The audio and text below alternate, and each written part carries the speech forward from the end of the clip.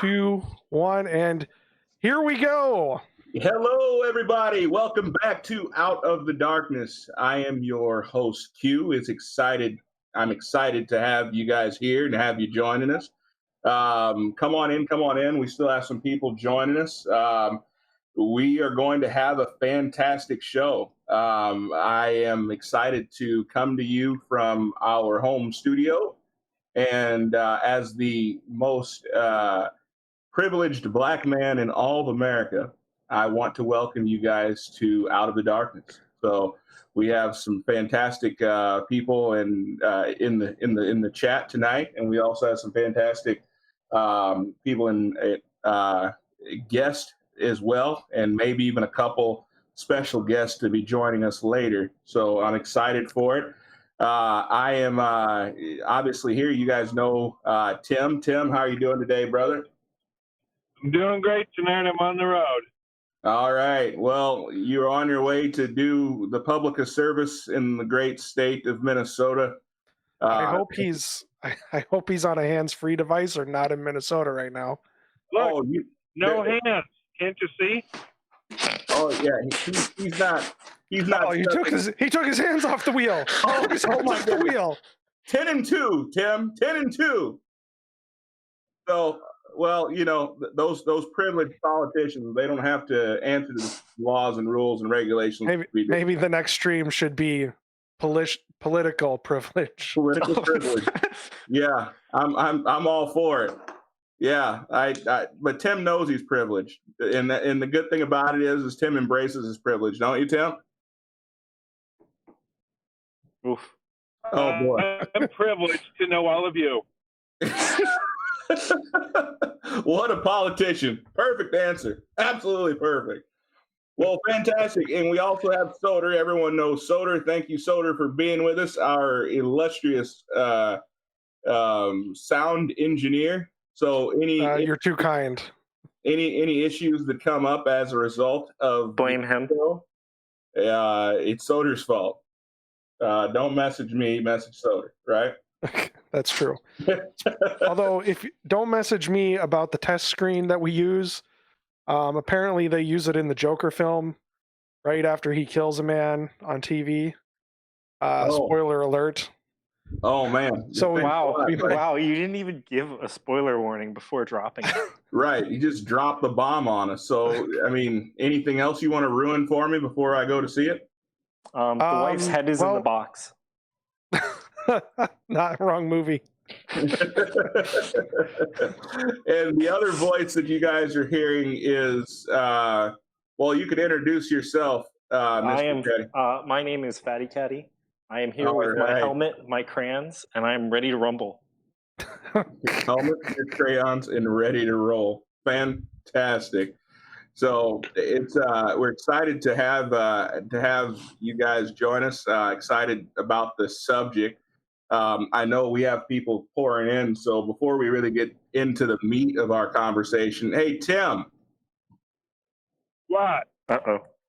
Okay, so real quick, just kind of cleaning up some things. I sent you guys a message. Did you get a chance to read that article that I sent you a couple hours ago No. about Adam Schiff? I did not get any articles. Okay, so Tim and Soder, I don't know.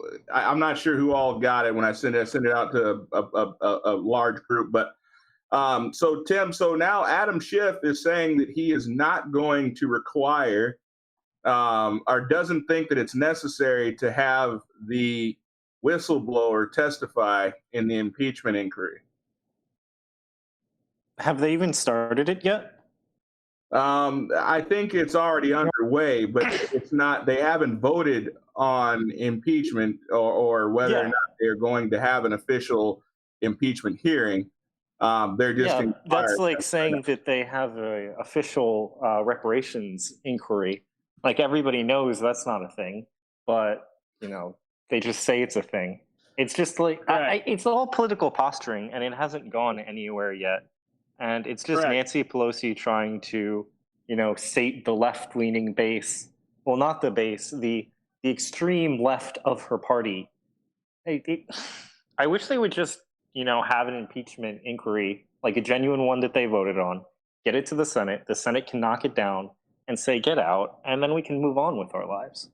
Yeah, but that would be that would completely go against the goal here. The goal is not to vote on it and move on. The goal is to tie up time to have an opportunity to continue to besmirch the president while they're trying to figure out who they're going to have represent their party and how they can save this mess. Go ahead, Tim. The goal is to have at least four more fundraising letters go out. They've been failing at fundraising, though. They've been That's what? why they got to do this. They have been. They got to failing prove at that they can fundraising. actually accomplish something.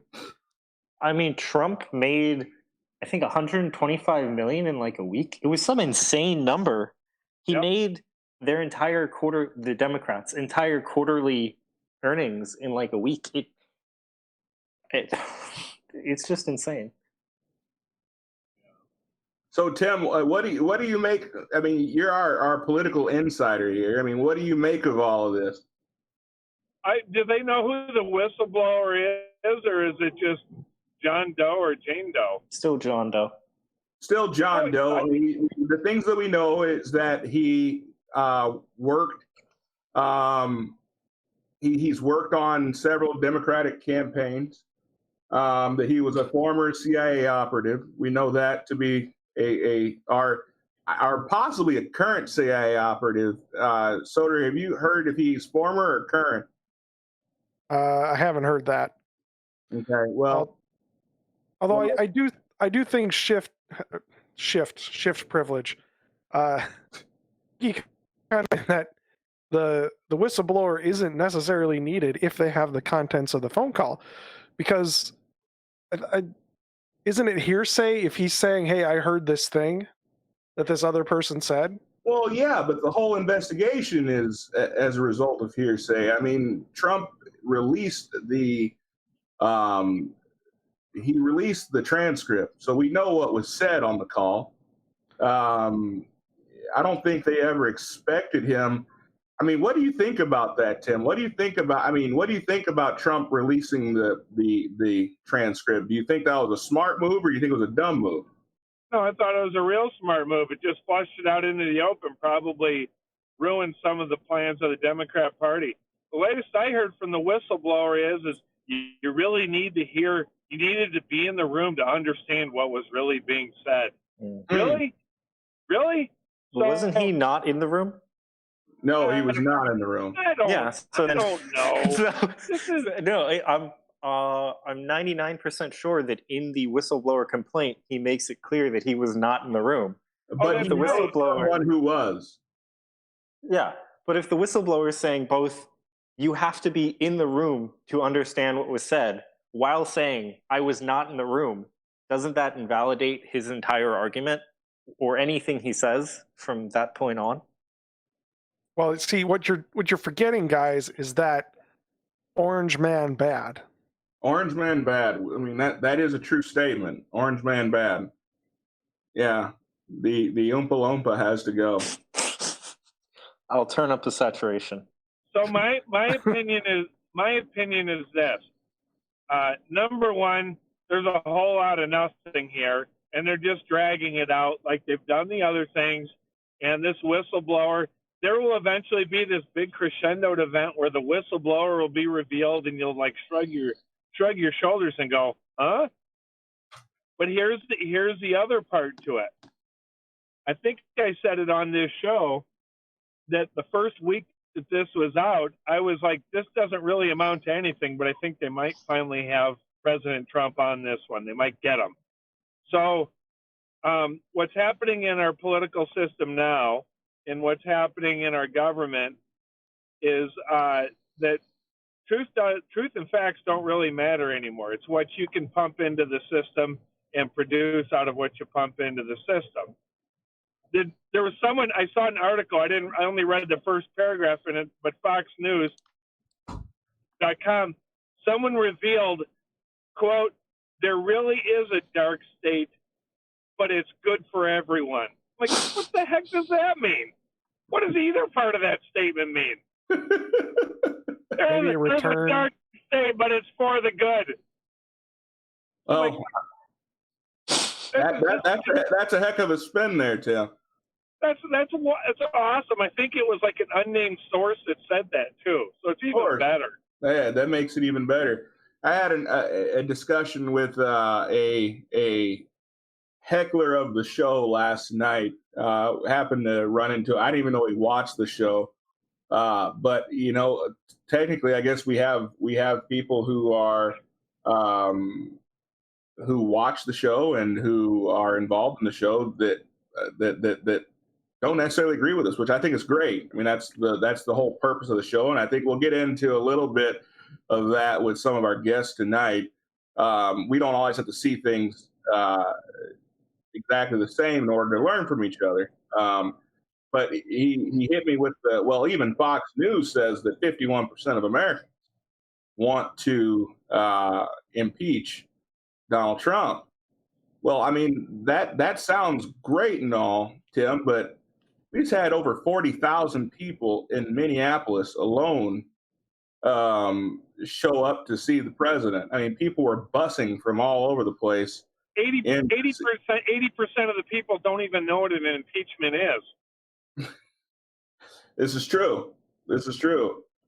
So the interesting discussion here is that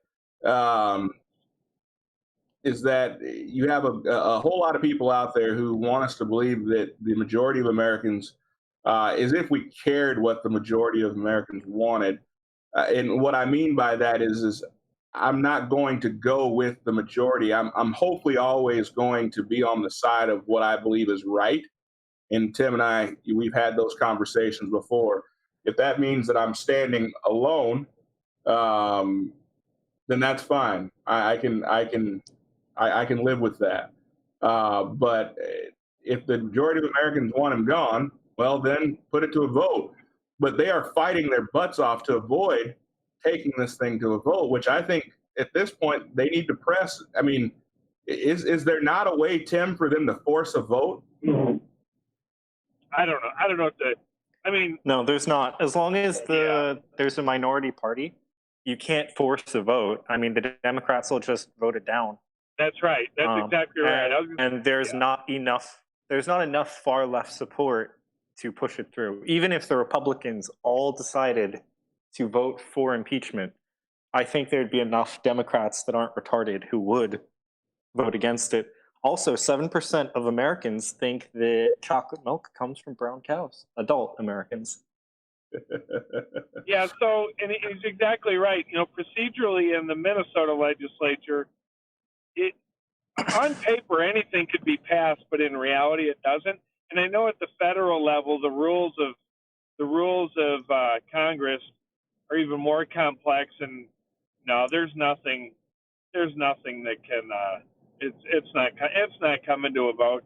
There may be some dog and pony show vote that comes down the road at some point. There was an article, and I'm driving, so I'm hands-free, so I can't send it to all of you. But there was an opinion letter about a week or so ago about why the Democrats are doing all this. And I thought it was an excellent article because it describes a little bit of the inside, how things work on the inside. But more important, this is all about, they are just throwing everything on the table to get the presidency, anything and everything, because they need to make sure they appoint the next couple Supreme Court justices. And so this is just an all chips in sort of move. And what this looks like over the next 6-9 months, I don't know. I think it hurts them for the campaign next year, but we'll see. Well, I mean, it'll be interesting to see. I just from what I'm seeing on Main Street, it doesn't seem as though the majority of Americans are with them on this. But you know, hey, I could always be surprised. But I try my best to associate with people from all different backgrounds. I try my best to associate with people from different groups, and I'm not hearing it. I'm not hearing an overwhelming call for impeachment. In fact, the majority of the people I speak to, there are people who I speak to that absolutely hate Donald Trump for many different reasons, most of which are, well, he's a mean guy and he says mean things. I haven't heard many people with any substance argue the merits that he deserves to be impeached, which, if I'm wrong, Tim, you can correct me if I'm wrong, but I believe that those impeachable offenses are high crimes and misdemeanors, none of which I've heard anything about. High crimes and misdemeanors doesn't have a legal definition. It's more whatever Congress feels like impeaching him on. I mean, technically, they could impeach him for his comb over. Correct. Well, and you know what? And I'm sure that if all else fails, they will at least bring that up. I really don't believe, faticati. I don't believe that they want to impeach him. Well, but I don't think so either. But here, understand again, what the equivalent outside an elected position in impeachment is basically a grand jury indictment, for lack of a better way to say it. The actual trial, if you will, is in the Senate. So they can impeach him on high crimes and misdemeanors, and then they say he did this or he did that. And it's just I can't tell if they've lost their mind and they're all stupid, or our nation is just falling to pieces in front of us, and this is like a real serious thing that's happening. I honestly don't know right now. Why not both? Honestly, why not both? This is we've drifted for the last year. We've drifted. I mean, they're talking about still impeaching Kavanaugh. Has there ever historically been a Supreme Court justice that's been impeached? I mean, maybe there has. Well, that's what they're all about, man. They want to make history, Tim. Come on now. I didn't even know that was feasible. I thought in the checks and balances world, that's the whole point. Once you're appointed a Supreme Court justice, for all practical purposes, can't be touched. Not to my knowledge. You can, you can impeach a Supreme Court justice. Right, I'm sure you can, but that's only because that's if you will the constitutional last legal resort for some, not last resort, but impeaching is everyone throws around the word impeaching like it's, impeach him, impeach this person. This is like heavy stuff for the United States to impeach anyone, and yet they're just throwing it around like, oh, we need to do it with this person, with that person. Well, impeachment wasn't meant to be such a rare, last resort option. It's more that Congress and the Senate in general have decided that it is more politically palatable for the American people if you just let them vote every 4 years instead of having an impeachment inquiry, which lasts for, a while. Yes, exactly. But the thing is that the Founding Fathers didn't want that to be the case, and that's why they laid out impeachment. Otherwise, they would have just made it so that a president would be a president no matter what during those 4 years. Well, you need to have a vehicle by which, there's situations that occur that the election of that president need to be readdressed, and that's the vehicle. Like if a president were to beat the shit out of a sitting Congress member within an inch of their life. Right. Well, that happened, and they weren't impeached. So, I just think that it's pointless. I think that impeachment in general was never pursued in the way that the founders thought that it should be, and it's a bloated process that probably is the number one process that I think should be completely removed because it's worthless and has only been.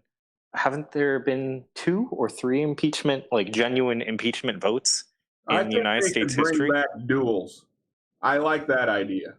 Oh no, I'm all on board for duels. I think that Trump should walk into to Adam Schiff's office, slap him across the face with a glove, and they should have a duel. That would be good. But anyone with the ability to point a gun at someone nowadays can kill them. That's the difference. Back in the day, duels,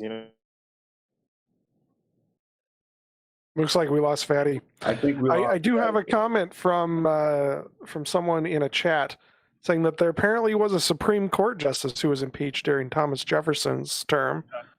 Okay. Oh, so, okay. But here's what I was going to say on the bloated process of impeachment.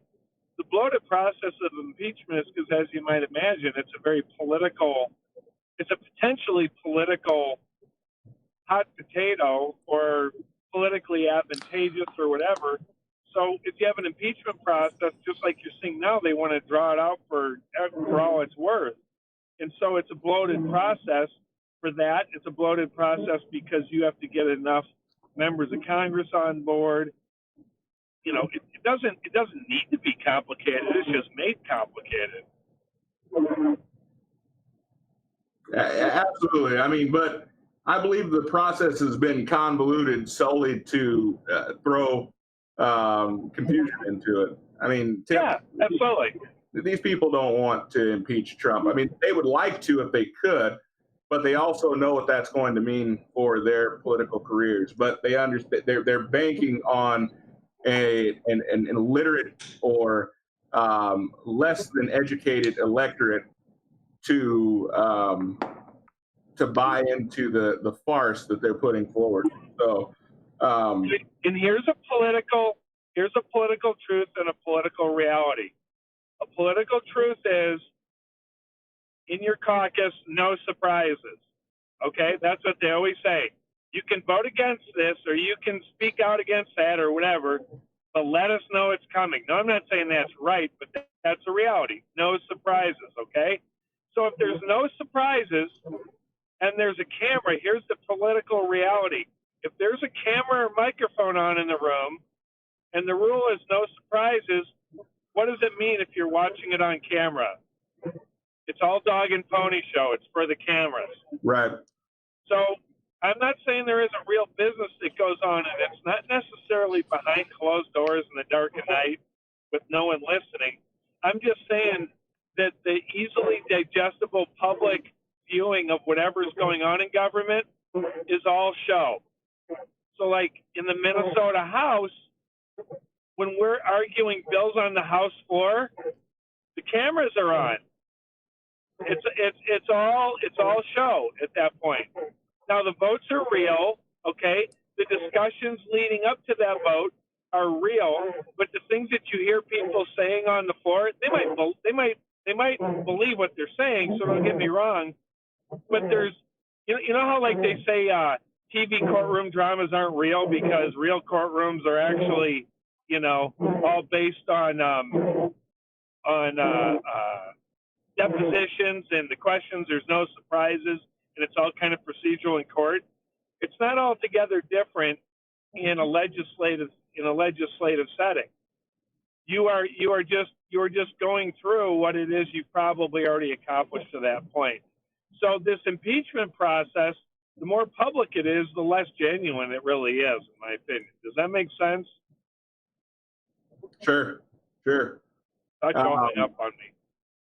Are you there? I'm here. Which, as a side, for a clear night with no precipitation, I'm driving through a driving rainstorm. Where on earth are you driving? Yeah. We're hearing a lot of noise on your side, Tim. A lot of noise? Yeah, it sounds like are you hitting rumble strips or something? No, I have a windshield wipers. Ah, okay. There, did it stop? Yeah. Someone said they it sounds like your giraffe is dying in the background. So check on your giraffe. I may have to mute until I get out of the rain because it's either windshield wipers or you guys hearing clear from me. Sure. So, well, the primary purpose of the conversation is I wanted to open up a conversation about something that we've heard so much here recently as it pertains to black privilege or white privilege. Wait, what? You're throwing me a curveball, buddy. Well, I mean that's what I got to do, right? I mean, I got to keep you on your toes. I mean, but everywhere you turn around, you're hearing people talk about white privilege and white privilege is white privilege is that. I mean, I think there's a broader topic that needs to be discussed, and that's just American privilege. I mean, I think as Americans we are very privileged people, but I would like to throw a broader curveball and say, I mean, what about black privilege? What about color? I was going to say colored. That's not acceptable. The privilege that people of color. Only white people can say the word colored. Well, yeah. And there's a lot of other words that only white people can say, but I'm not allowed to say them on YouTube. Yeah. Please don't get us kicked off. That's we don't want that. Not for something as pedestrian as using words like that. If I get kicked off, I want to get kicked off for something epic. So hey, these are some very creative words. Well, let's leave those to the imagination. Why don't we?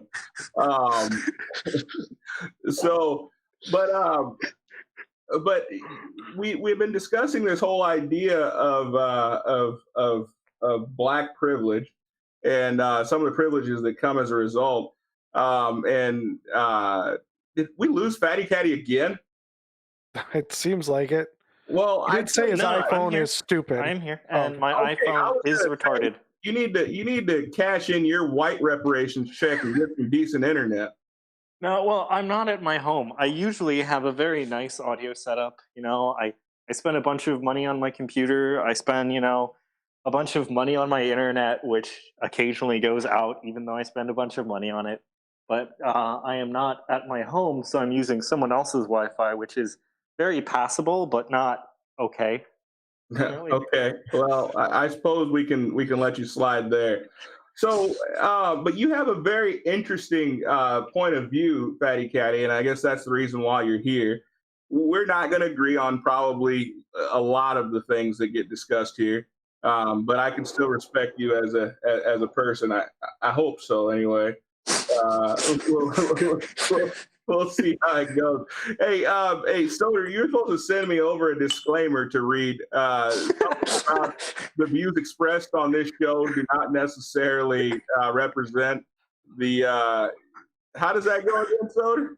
The views expressed on this episode do not necessarily reflect the views of YouTube, Soder, Quentin, faticati, or Tim Miller. Okay, but they do represent However, the views of they Jordan do represent Peterson the views of Nicholas Requeta. and Jordan Peterson. Oh, hey, do not besmirch the good name of Jordan Peterson. Yes. With your tomfoolery. Yes, I'm sorry. He's just a drug addict. He doesn't have my views. Wow. Hey, we're now I need to find you. I have my plug ready. Hey, you see though, Quentin, faticati can say that because I presume he's white. Well, I've never seen his face. The way he talks about white people and black people, I assume he's white. Or he's like that chick on Dr. Phil. I'm not sure. Hey, I have never said cast me outside, unironically. Did you say cat? Yeah, I think you've said something along the lines of cash them outside. I did? Yo, okay, so Fatty, so help us out here real quick. You have a very interesting viewpoint, and so I would like to hear. I'd like you to kind of give it to us. So, what's your viewpoint as it pertains to these, as far as equality goes? Okay. As far as how tall are you? Of equality, you have the floor. Let's hear it. How tall are you? I am 6'5". Okay, I'm shorter than you. Do you think that we should pursue equality in our heights? Like your bone should be taken out of your body to make me taller? No. Okay. So I'm a college student and I have less money. Should we? I'm pretty sure. I'm guessing you have a job and a home and just general like. I'm assuming that you're financially stable-ish. Yes. Okay. So should your money be taken from you and given to me so that we can be equal so far as finances go? I am not an Elizabeth Warren supporter or a Bernie Sanders supporter, so I would say no. Okay, well, I agree with you. See, we are agreeing. Well, hey, let's see how far this goes. Okay, so now we can blow this up macro very quickly. Let's say we have two disparate groups who have been who have evolved in different environments. We can go from we can look at the Aboriginals in Africa who evolved in a hellhole that tries to kill them every day, and because anyone who was curious about anything was killed by anything they touched. You have a very specific group of people that evolved to live in that environment. And then you can look at other environments like the Eskimos where they have, I forget what the lobe of their brain is that is very evolved, well not evolved, but very large. And they can memorize things very well because of this. So when they see patterns in the snow, they're able to retrace these things very well. And that helps in their environment. And when we look at these different groups, I don't see how you could say that when you go into a modern world, that all of these skills would be equally applicable and would get people an equal amount of money or an equal amount of status or an equal amount of representation in X, Y, or Z field. And to try to pursue equality in anything, I think is it is communism, and it's also it's a precursor to the death of freedom in a society. It's precursor to death in a society in general, and it's generally just a power grab.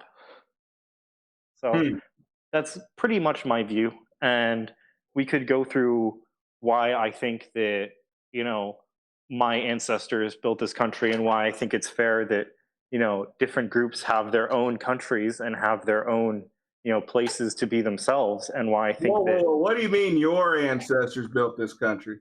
well, I mean that my family's been here since ever and have So you're Native American? died. No, the Native Americans did nothing with this land and died when we coughed on them. But when my ancestors came here and we worked hard to essentially build the modern world, and then in the Revolutionary War fought against the king, and then in the Civil War we fought for freedom, and then in every subsequent war that my family was involved in, which was all of them, except for I think World War II, I haven't done a ton of family genealogical work in the World War II era. But what it boils down to is, the founders in the Constitution said, we seek to build this place for us and our posterity.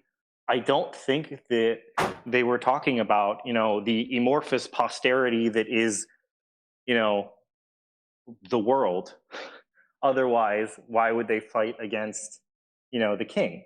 Because wouldn't he be their posterity? I think that they were pretty clearly building a country for them and people like them. Okay, so I guess and Tim, this might actually be a good time for you to come in. Now, I guess where I disagree with you is the idea that I believe that we should always strive for equality. I mean, I don't believe that you can make an argument that you believe in the greatness of America or that you believe in the greatness of our founding fathers and then directly object to their core principles.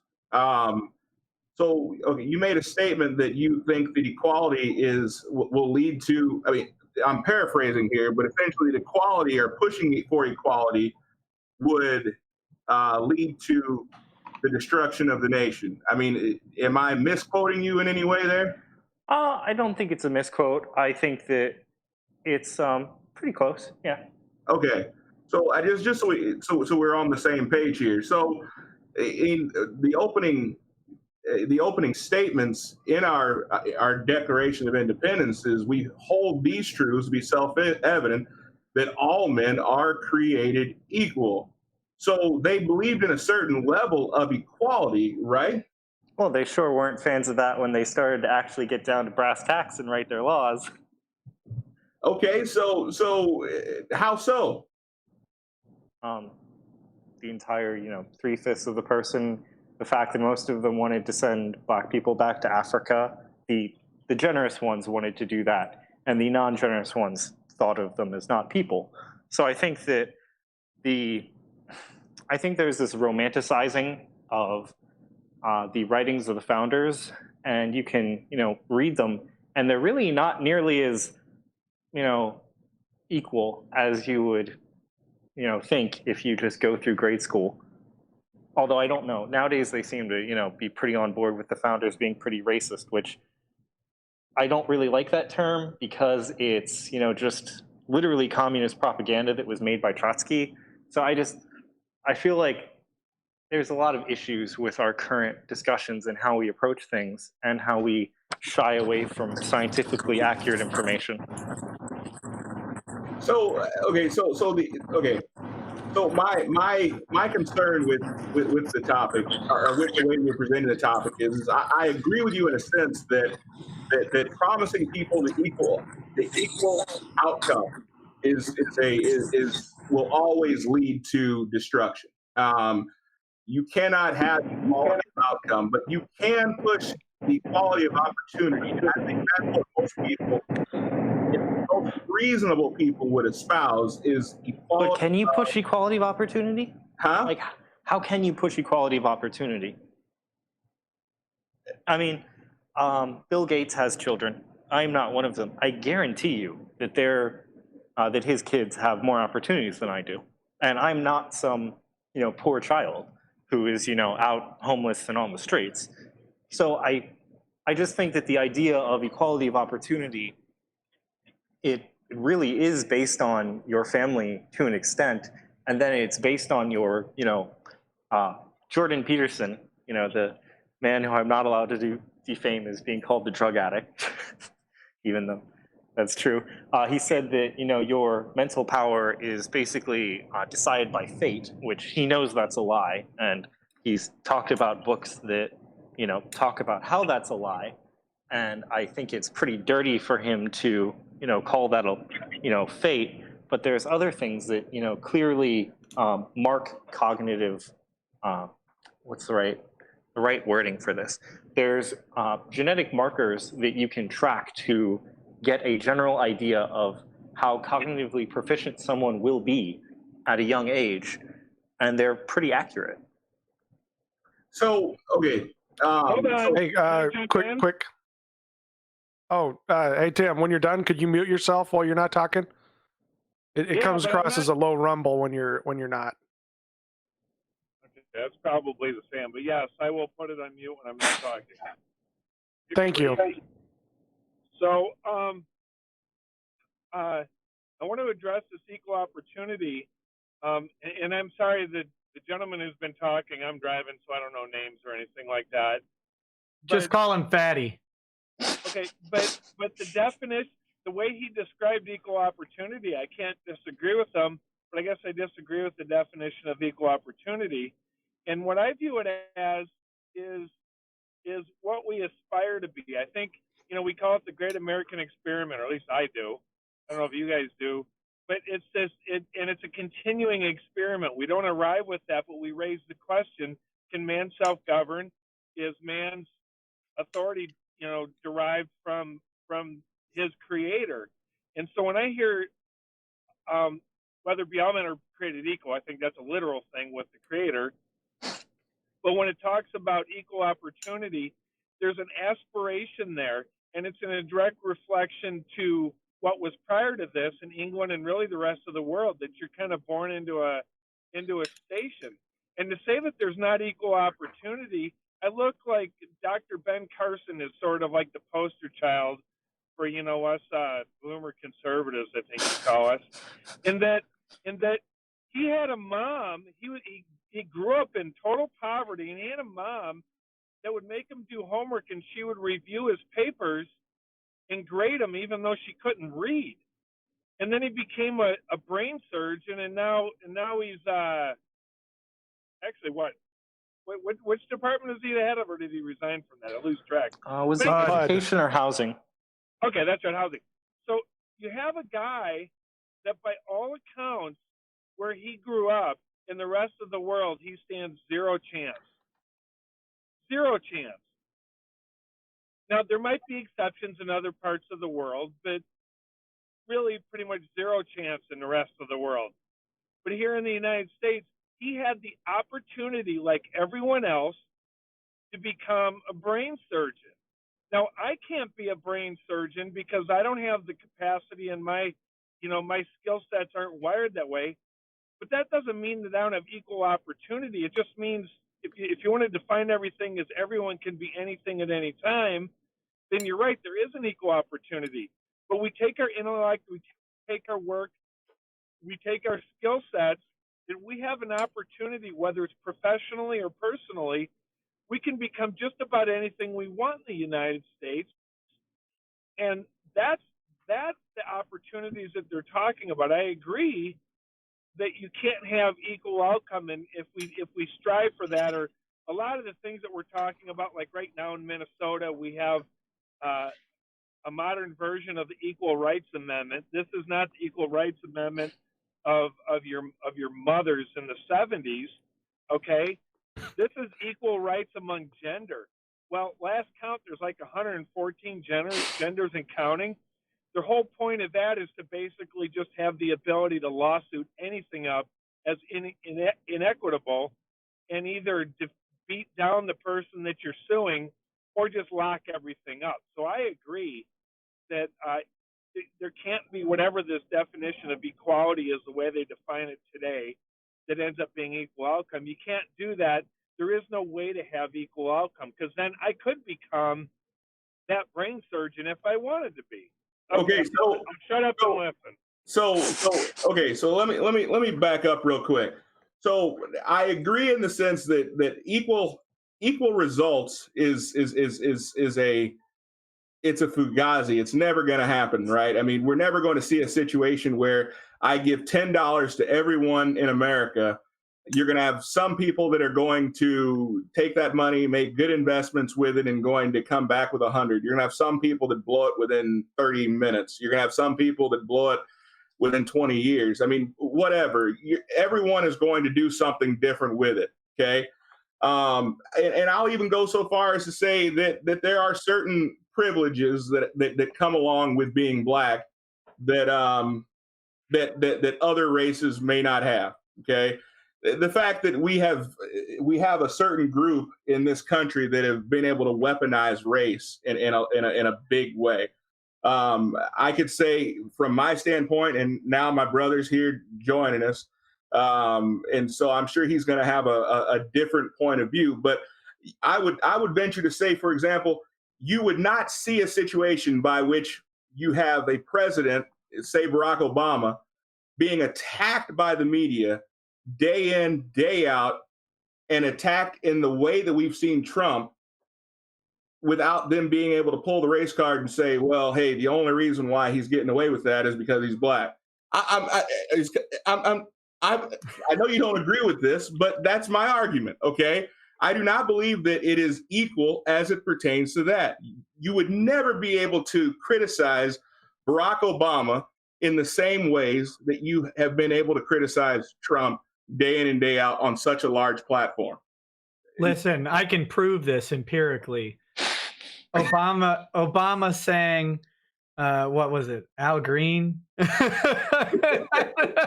Trump did that, that'd be terrible for multiple reasons. Yeah, for a lot of different reasons. But at the same time, though, while we have this argument I would say affirmative action in some ways also. I believe that What do you mean in some ways? Well, okay, so the purpose of affirmative action, to my understanding, was to give people an opportunity or a leg forward, right? That if, listen, can I explain it before you say no? No, this is just wrong. I didn't say anything. The purpose, my understanding of affirmative action was to give people, to try to put people on an equal playing field, right? To give people opportunities that they would have probably been missed out on because of the color of their skin. But how do you know it's the color of their skin? Because that's not the point of affirmative action. Okay, so what is your understanding of the purpose of affirmative action is to remedy past discrimination? But how do you remedy something that has already been done? That's literally the only time you can ever remedy. But something as egregious as racism, for example, and slavery. How do you ever? I don't know. Ask the Slavs. Ask every other culture in human history. They tend to have done pretty well at getting past it. I gotta do a mild correction on everybody on affirmative action. The guy who actually wrote the words affirmative action, I had the opportunity to hear him speak about it. And the writing of affirmative action is in the context of taking an affirmative action not to make up for or equalize anything, but to take an affirmative action to do no further wrong. There's a big difference there. And that guy is actually opposed to modern interpretations of affirmative action going on in colleges and other places. Specifically, I believe he is one of the people involved in the the University of Michigan one that was back in 2014, 2012. Yeah, it was probably dismissed. No, it went to the Supreme Court, and the Supreme Court determined that the undergrad school could not employ their affirmative action plan, but the graduate and law school actually could.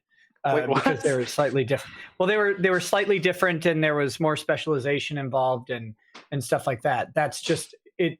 It's two parallel lawsuits at the same university with a very similar admissions policies that were tested they were not identical, and the stats, the situation of the schooling, a generalized undergraduate liberal arts degree is a very different thing from a law school.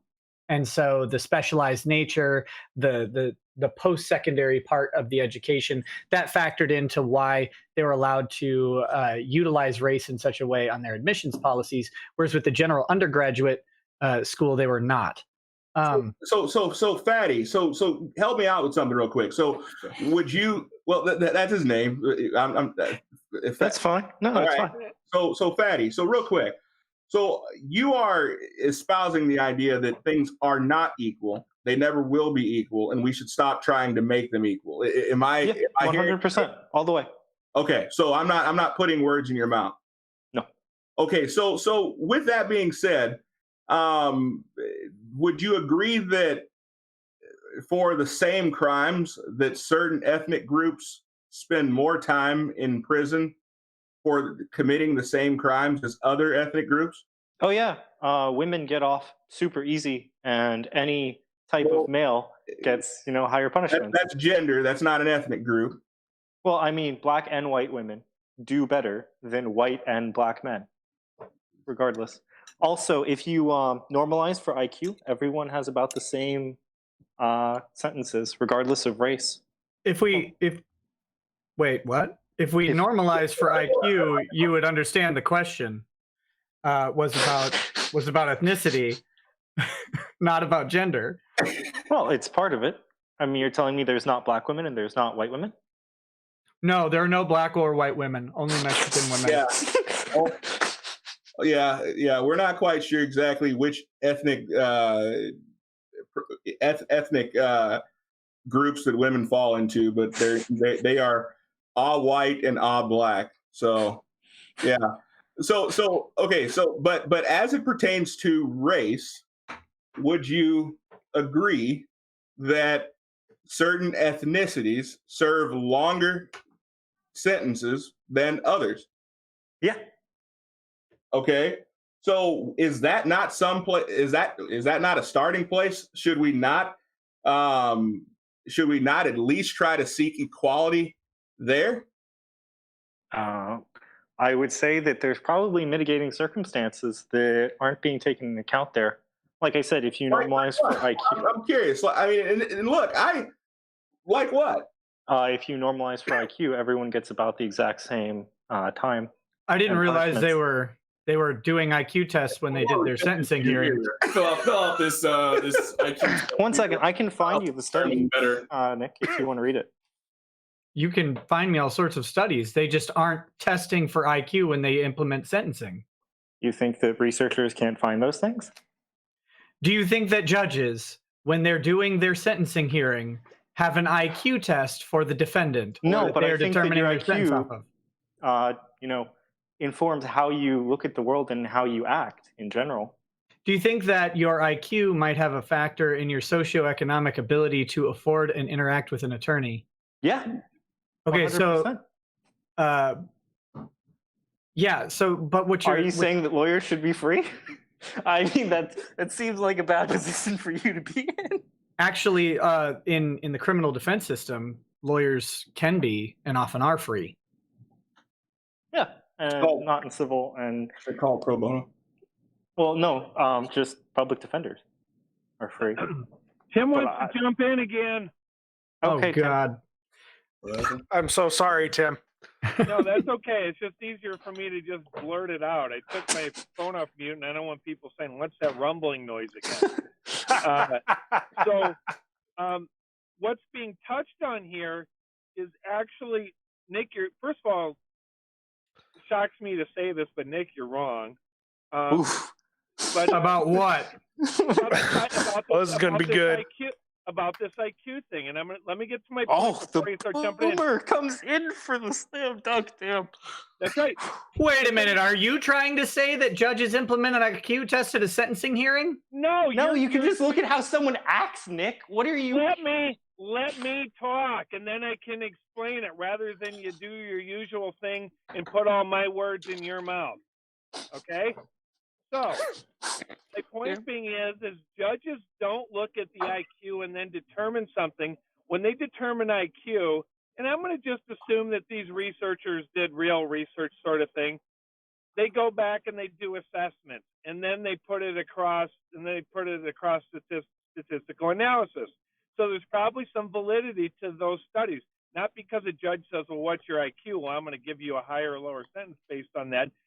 But here's the bigger point with statistical analysis. It was the only class that I got an A in college because it makes sense to me. Okay? You would have gotten a really low sentence. I probably would have. Now, what made sense to me was in like one of the first days of the class, the professor said, now this is a statistics class. This is a 200 level statistics class. And he started off by saying, statistics lie. And what he meant by that was, and he says statistics should only be viewed in very narrow definition. And I won't bore you with examples of what he gave. But the point being is when you have a statistical analysis, what people usually do is they use that information to direct the message that they want to have, or they just really believe it and they misunderstand it. So when we talk about affirmative action, basically we used to call that quotas in the early 80s. I don't know what you're allowed to call it now. But when you talk about affirmative action stuff, it's the presumption that the decision should be made off of race. No other factors, just race. Well, who determined that race is an overriding factor?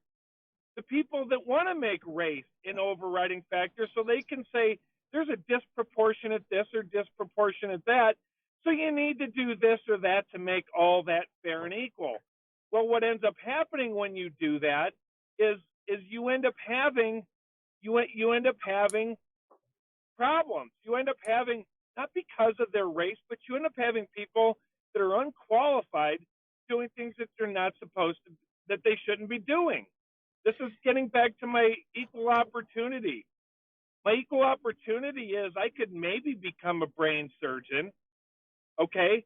But as soon as I start taking the classes or the MCAT or whatever, it's going to be pretty obvious that I should not be a brain surgeon. By the way, my IQ tests usually rank up in between 145 and 155. So it's not intellect that's the problem. It's my skill sets that are the problem. Maybe it's my work ethic. Who knows? Maybe it's my dad's fault, like I want to blame everything on. But when you define everything by race and you say, well, statistically it proves. So, for example, there's more African Americans in prison, disproportionate percentage of population than anyone else.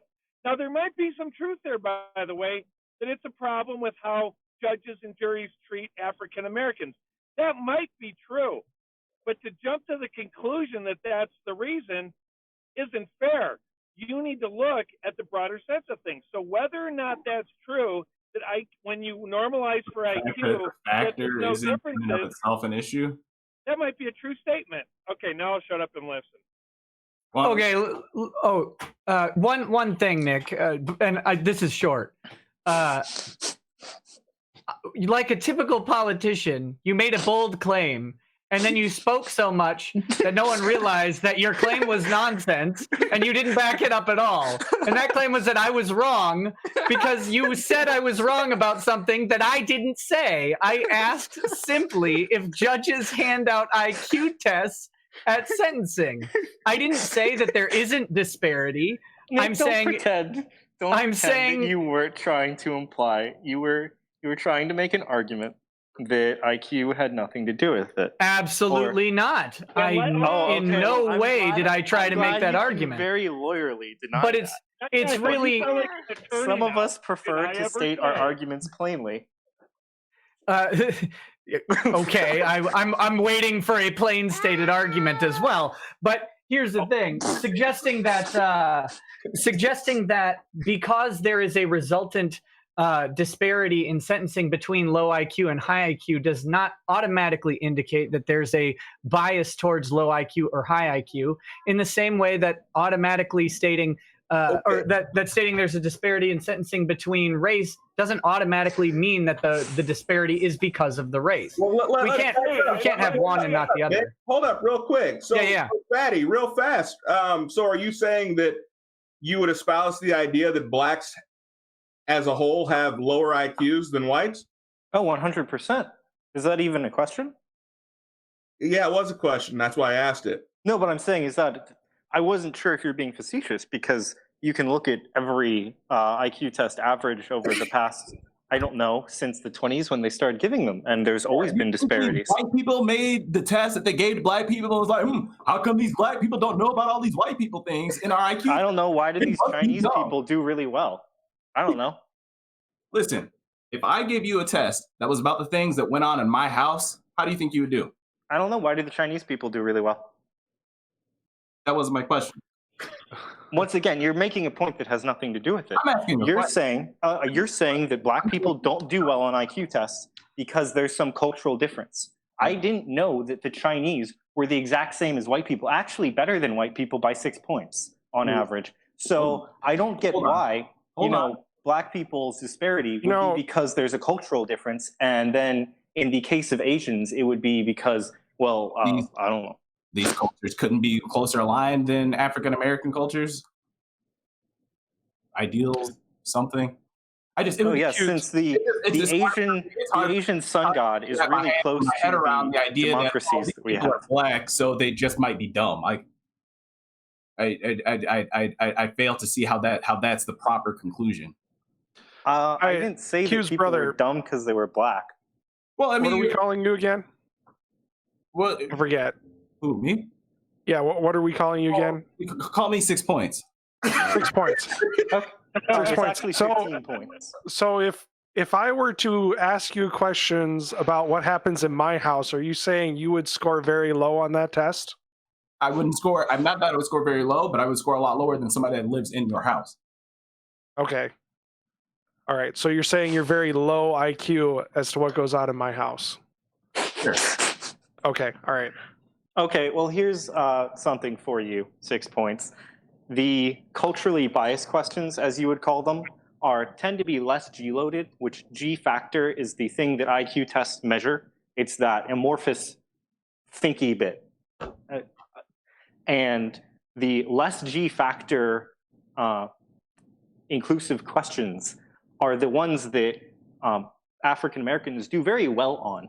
So I would hope that you wouldn't want to get rid of those culturally biased questions, because that would probably not look so good on the next averages. Not at all. I'm not saying get rid of them. All I'm saying is I think there's way too much what's the word I'm looking for? Value, way too much. Help me out. Emphasis. There's the word I'm looking for. There's way too much emphasis pushed on them because, again, it's one of those things that I don't think, because of the questions and because of the I fail to see how they attribute anything short of some sort of statistical measure, but as it relates to intelligence, especially given the. I know that people who have higher IQs do better in life, and people who have lower IQs do worse in life. Why that is, I do not know. Why the measure is very accurate, I do not know. Why people have massive issues with it, I do know. Hey, Fatty. Question for you. You're admittedly going to be much more knowledgeable about the various studies on this than I am, because I don't really read them. Yeah. So when was the last widespread IQ testing done that the studies were based on? I do not know the exact widespread. Do you know, like, decades? Study in particular? Any of them. Well, generally, the way that IQ averages are done, to my knowledge, is they just take the tests that have been done and then they average them. They don't really have widespread, Okay, so where are these tests being administered? Generally in schools, hospitals, psychiatric wards, lots of places. So what schools are administering IQ tests? Good ones, bad ones. I mean, my school isn't, the public school I went to wasn't a very good one, but it administered IQ tests. What IQ test did you take in school? Like an actual legitimate IQ test, which is like my understanding of an IQ test is a multiple hour test administered by a professional. Mm-hmm. So they had a professional. I think you took one on Facebook, Nick. No, I'm curious about this because I want from the child study team at the school, and the school had a division which was called the Child Study Team. And part of their job is when parents request certain things that they do them. For instance, they can test for ADHD, learning disabilities, and they also administer IQ tests if you wish at the taxpayer's expense because you've paid into the school. Okay, so the sample of these IQ tests in particular at your school is parents who request the IQ of the child to be tested. It's not always that. It's also if a child is doing extremely poorly or extremely well, to my knowledge, that they're done automatically in some cases. Once again, the national averages are national averages, and you can also pay to have IQ tests done, or some jobs, the best jobs, I would think, give you the administer IQ tests, because if I was hiring anyone, I would just hire based on IQ. Because my question in this, though, is that the sampling for this testing, what's the methodology to ensure that the sample is representative of the population generally? I'm guessing that they just consider it to be a random sample, but it's not random. Kind of like the fact that a particular school will have children tested at the request of some parents, and that factors into a national average, isn't random. So you're telling me that parents picking to have their kids done for an IQ test isn't random? Yes, I'm telling you that very specifically. So you're telling me that within the parameters of a study, that parents isn't random, that they can control for parents picking things? That seems no. There's just if you're going to do let's say you wanted to do a regional IQ test, you would pick a random sample from the region. You would not sample from a people who elected to do the IQ test, because the people who elect to do the IQ test may have a particular motivation that needs to be controlled for. For example, okay, well, you said that also apply you said to that African American students. You said that some students were tested because they do very well. Some students were tested because they didn't do very well. Well, that stratifies the IQ to two separate ends and will eliminate some of the average from the middle. And then, or to jump in. Hold on, okay, one second, Tim. Oh no, let Tim jump in. I just want to finish my point. And because you said, do you think that is different for African American students? And it absolutely could be. If you have a group. No. Well, hold on. I'm not done. You're not allowed to say it. I am absolutely able to say it could be. No, you can't say for white people it's only good, and for black people it's only bad. Or you haven't even heard my explanation. Stop shouting over me, fatty. You haven't even heard my explanation for the point. This is Q. This is Q. Real quick. So, what do they say? Moment of privilege. Oh yeah. Okay. Just like black privilege. Yeah. Okay. So look, the reason why we got into this discussion to begin with is because Fatty was making the argument that the desire for equality was essentially fool's gold, right?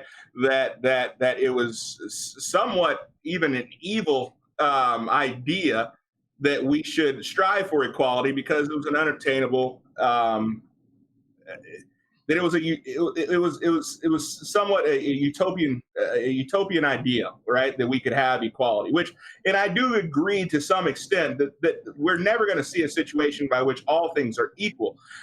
But we also understand that equality of outcome is wrong. We cannot expect that there's going to be an equality of outcome in every society that has attempted to create an equality of outcome has failed at it, right? That's why I get off the boat with the Elizabeth Warrens of the world and the Bernie Sanders of the world, that everyone gets free education, everybody gets free this, and everyone gets that.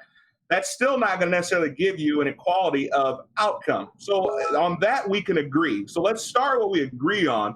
But the issue that I have is that we're talking about certain scenarios by which we should definitely strive for equality.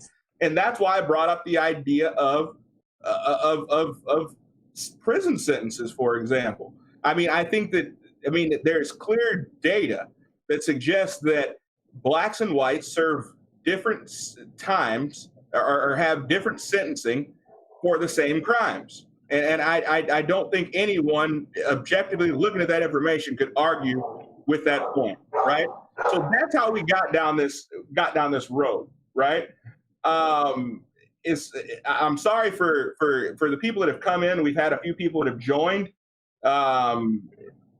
Since we started the conversation, I wanted to make sure we were on the same page as to how we got down this road. So, Nick, go ahead, and I think Tim wanted to say a couple things as well. Sorry, Nick. No, that's fine. I just wanted to point out that if we're talking about studies and data, there are numerous studies and volumes of data that suggest that African American families distrust systematic testing at a rate that might, just might, preclude them from participating at the same levels or for the same random reasons that other racial families may do it or people from other backgrounds may do it. You can't call it a random sample if there's an elective process to it. It has to be random. It just does. There are differences. And again, if we're going to talk about disparity in race IQ being statistical, the statistical representation that African Americans distrust the testing experience in general from the onset in all sorts of testing capacities. There's more data on that than race and IQ. That's recent anyway. So that's my only point. I'll defer now to Tim, whatever he was going to say.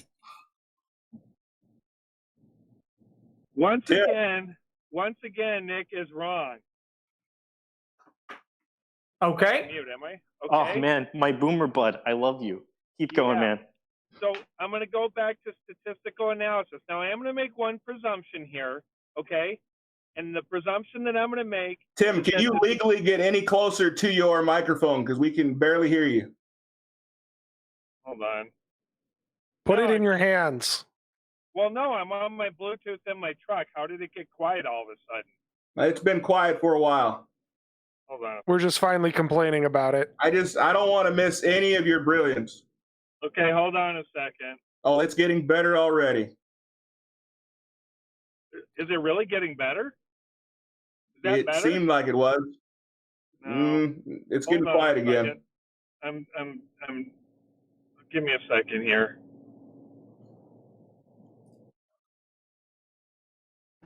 Is that better? Yeah. Oh, that's good. Oh, that's so much better. That's because I'm cheating and I just went to my phone. And don't admit it. That's okay. So here's a point that I want to make. There is one assumption that I'm making when it comes to the statistical analysis of quote unquote these studies, as you call them, the amorphous studies that are out there. If they are done by reputable sources, okay, that's the if. And I'm going to assume that a lot of these are reputable, okay? If they are done by reputable sources, you can take assumptions in the statistical analysis. Number one is the randomness. Now, the randomness is not on the tests that are being taken. It's the random of the sample of those tests that they're taking. There's many layers to this. Another thing is that in statistical analysis, they have all these different equations and stuff. They give it the probability of accuracy. And it's been a bunch of years. I'll forget all the technical terms, but I do remember the process, okay? So, for example, the larger the sample, the more accurate it's going to be. Nothing can be truly random, and that's a whole other discussion. But the more random that it is, the more truly accurate it can be. But they usually, when they publish studies like this, there's a high probability of accuracy. Now, there could be errors in it as well, but there's a high probability of accuracy. So to dismiss studies based off of the fact that people of color are less trusting of testing just frankly doesn't really play into this. Who dismissed the stuff? You did. No, I asked for the methodology to control it. That's what I asked. Could I say you then because said because you couldn't explain the methodology. I proposed the hypothesis. Yes, you proposed a hypothesis where you dismissed the study based on your what not study did I dismiss? Test. You didn't even provide an actual I provided study. an entire book with sources. It's in the Which chat. book with sources? The book is, one second, I need to read the title. It's Race, Genes, and Human History. I might have said that wrong. A Troublesome Inheritance. One second. I want to make sure I got it right. A Troublesome Inheritance, Race, Genes, and Human History by Nicholas Wade. Okay, well, I wasn't reading the chat, but I asked how they controlled for methodology. I proposed something. I didn't dismiss the study. I haven't even dismissed the idea that there are variations in race and IQ. Well, the hypothesis you put forward did. No, it didn't. No, not I asked how they controlled not for the race methodology. and IQ. The hypothesis you put forward did dismiss the gap based on Black people being less prone to testing. Oh, well, no, they were more prone to distrust of systems, to systematic testing. What was the exact? I don't want to misquote. There's data that they are less trusting of systematic testing. My question was, how do they control for this in the methodology? Because you But it doesn't mean that testing is invalid. I didn't say it was, Tim. Oh my God. I'm glad I'm 100 miles away from you right now, man. Nick, I don't know what the exact testing methodology is. However, these are very well sourced and very well done studies, so far as I can tell. I am not a doctor. I do not have a doctorate, but I know for a fact that IQ as a measure has been around for as long as it has and has been controversial for that entire time. Hey, Tim, And if there was a way, yeah, Tim, your mic is misbehaving. And if there was a way to discredit it, it would have been done because it is extremely controversial for many of the reasons you're laying out. Okay, so I get it. So, and I'm engaging you on this, but the idea that you are suggesting that these people are being given longer sentences for committing the exact same crimes is How do you know the circumstances were the exact same? How do you know the person before the judge acted the exact same? These are all things that could be mitigating circumstances. And to say that, you know, someone has Whoa. Hold on. There's a shitload of data on this. And you don't get to suddenly come in. Okay. No. Okay, where This are your is sources hold from? up. Same way. Hold up. No. You don't get to do this. You don't get to say, oh, well, in this case, you can't pose these alternative things because there's all sorts of data. In this, there is tons and tons of data. In fact, there's a great study that was done by a completely unbiased source, and that is an AI, right? This is great. They took over 550,000 bail hearings performed in one area in New York. One area, 550,000 bail hearings. They had multiple judges. This is across multiple decades. And what they found was those judges were inaccurately able to predict who would be a problematic bail candidate. So if they were going to determine conditional release or bail settings, the judge is there. They're acknowledging the actions in front of them. They're looking directly at the person. In fact, there are judges who have dismissed cases based on, or not even dismissed cases, but denied bail based on the fact that a woman was wearing a burqa, so he couldn't see her face. He made that point. So what I'm saying is these judges are observing the behavior, they're observing the person, and they're making the determination. Then they ran the exact same set of people. And the cool thing was they had the offender data. They knew what would happen because this is a historical study, right? And all they did was they took an AI, they plugged in all of the information about the person's crimes, their criminal history, and everything. That AI was more accurately able to predict who would be a dangerous person, who would not reappear for court, who would offend on probation, than judges by a huge, embarrassing margin. So we don't get to talk about like judges being this arbiter of, well, they acted a specific way, they acted. I never said that judges were magic. you're acting like you're acting like, but you're acting like the actions in front of the judge have some sort of bearing on what the sentencing will be. Judge doesn't have bearing on anything. No, I'm telling you that judges are inherently unreliable in how they hand out sentencing.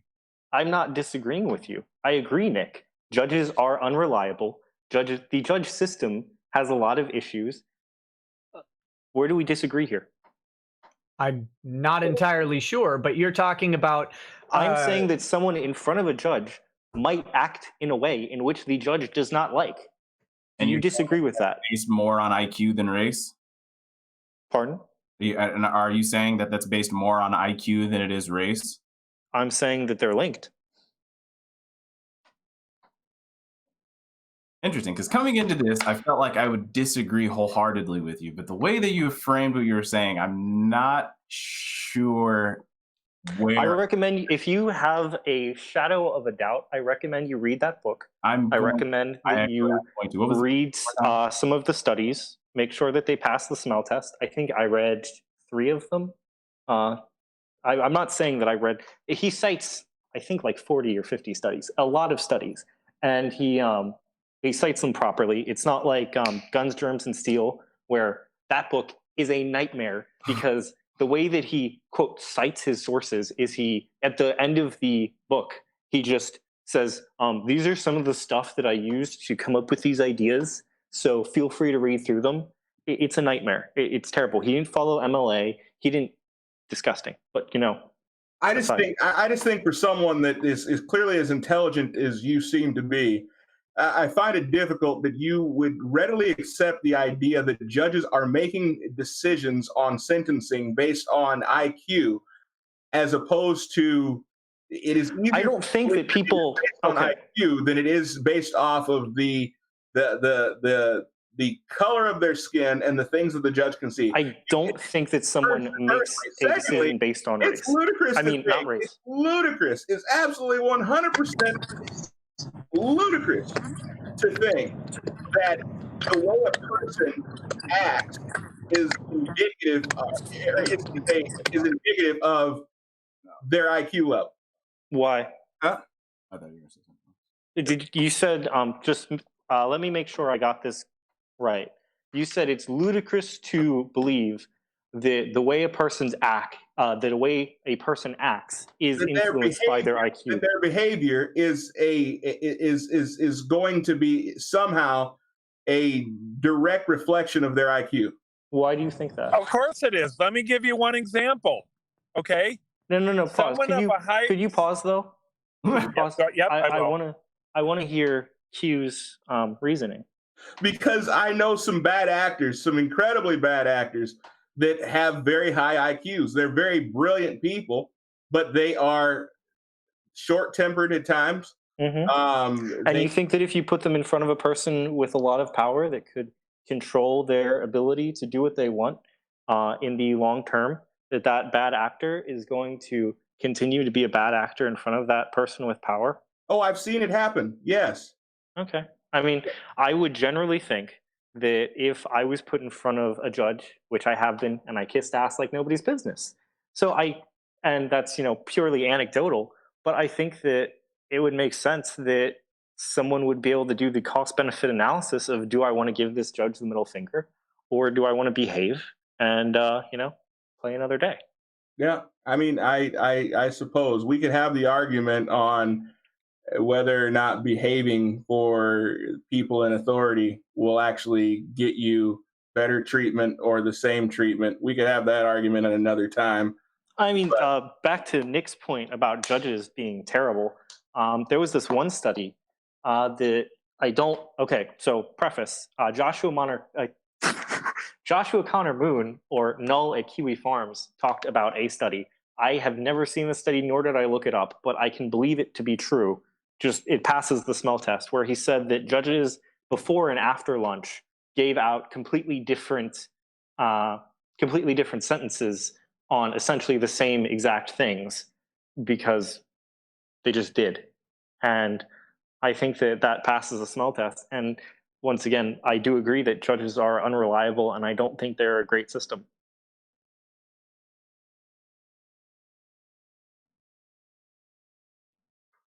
Tim, go ahead. Okay, there we go. The point that I was going to make is, I'm just going to say it, and then I'll let everyone step on each other's words after this, okay? To the point in front of a judge, if there is someone with a higher IQ, not that it's directly related, but it is often common related, or however you want to say it, there are patterns there that someone with a higher IQ is going to use a more broadened intellectual vocabulary than someone with a lower IQ. And in the extremes, you would certainly see that, okay? And if you have someone before a judge that is articulating at a higher level as opposed to a lower level, again, the unreliable judge that's being referenced here is going to act in a way that certainly is biased. But I'm not saying that, you guys are flipping on your head or flipping on its head this whole IQ thing. Do you mean like a judge looks and determines a person IQ and then they sentence them? No, there's lots of nonverbal cues. There's verbal cues and stuff like that causes people to be biased for certain things. If I go in and ask for a loan in the bank and I don't sound like I know what I'm talking about, they're going to be less inclined to give me that loan. Okay? Now, is that a perfect system? No. Is it always going to be accurate? No. But you are going to see some tendencies there. So to dismiss, because I hear the opposite happening, he's saying that IQ, when adjusted for IQ, you don't see many differences among race. And you're like, there's no way at all possible that IQ can be used as part of an analysis of what we're looking at in a courtroom. That's swinging the pendulum too far the other way. I think it would be a factor. Now, again, I'm not saying there is not bias based on race, but to make whole decisions solely based off of race, which is what the beginning of this conversation is about, I think is limiting. And I also think politically is weaponized so that you do things that are just strictly off of race. There's things that we do that are strictly related to sex, not gender, because that's a whole other conversation. There are things that are weaponized in political circles based off of if they can quantify a group and get votes from them, they're going to tell those people that they're a disadvantaged group and you need to vote for me so that you can become advantaged. Mm-hmm. Well, I can say that we do have some privileges that you guys don't have as Black people. Could I put forward something? Sure. If you're a judge and you know that 50% of the violent crime is committed by 13% of the population, I know this is a meme. I know it's a meme, but it is true. If you know that and someone comes before you and they're, let's say it is racial bias. Is it, how do I put this in a very, this is a... You're putting it wrong already. I am. I really am. I agree with Nick. I'm going to shut up. Never mind. Oh, no. Absolutely not. I want to hear it. I'm a good boy. You're halfway in now. I don't. Might as well jump all the way. No, I already hit the floor. I'm not good at. I'm sitting on pins and needles. I'm dying to hear the rest of it.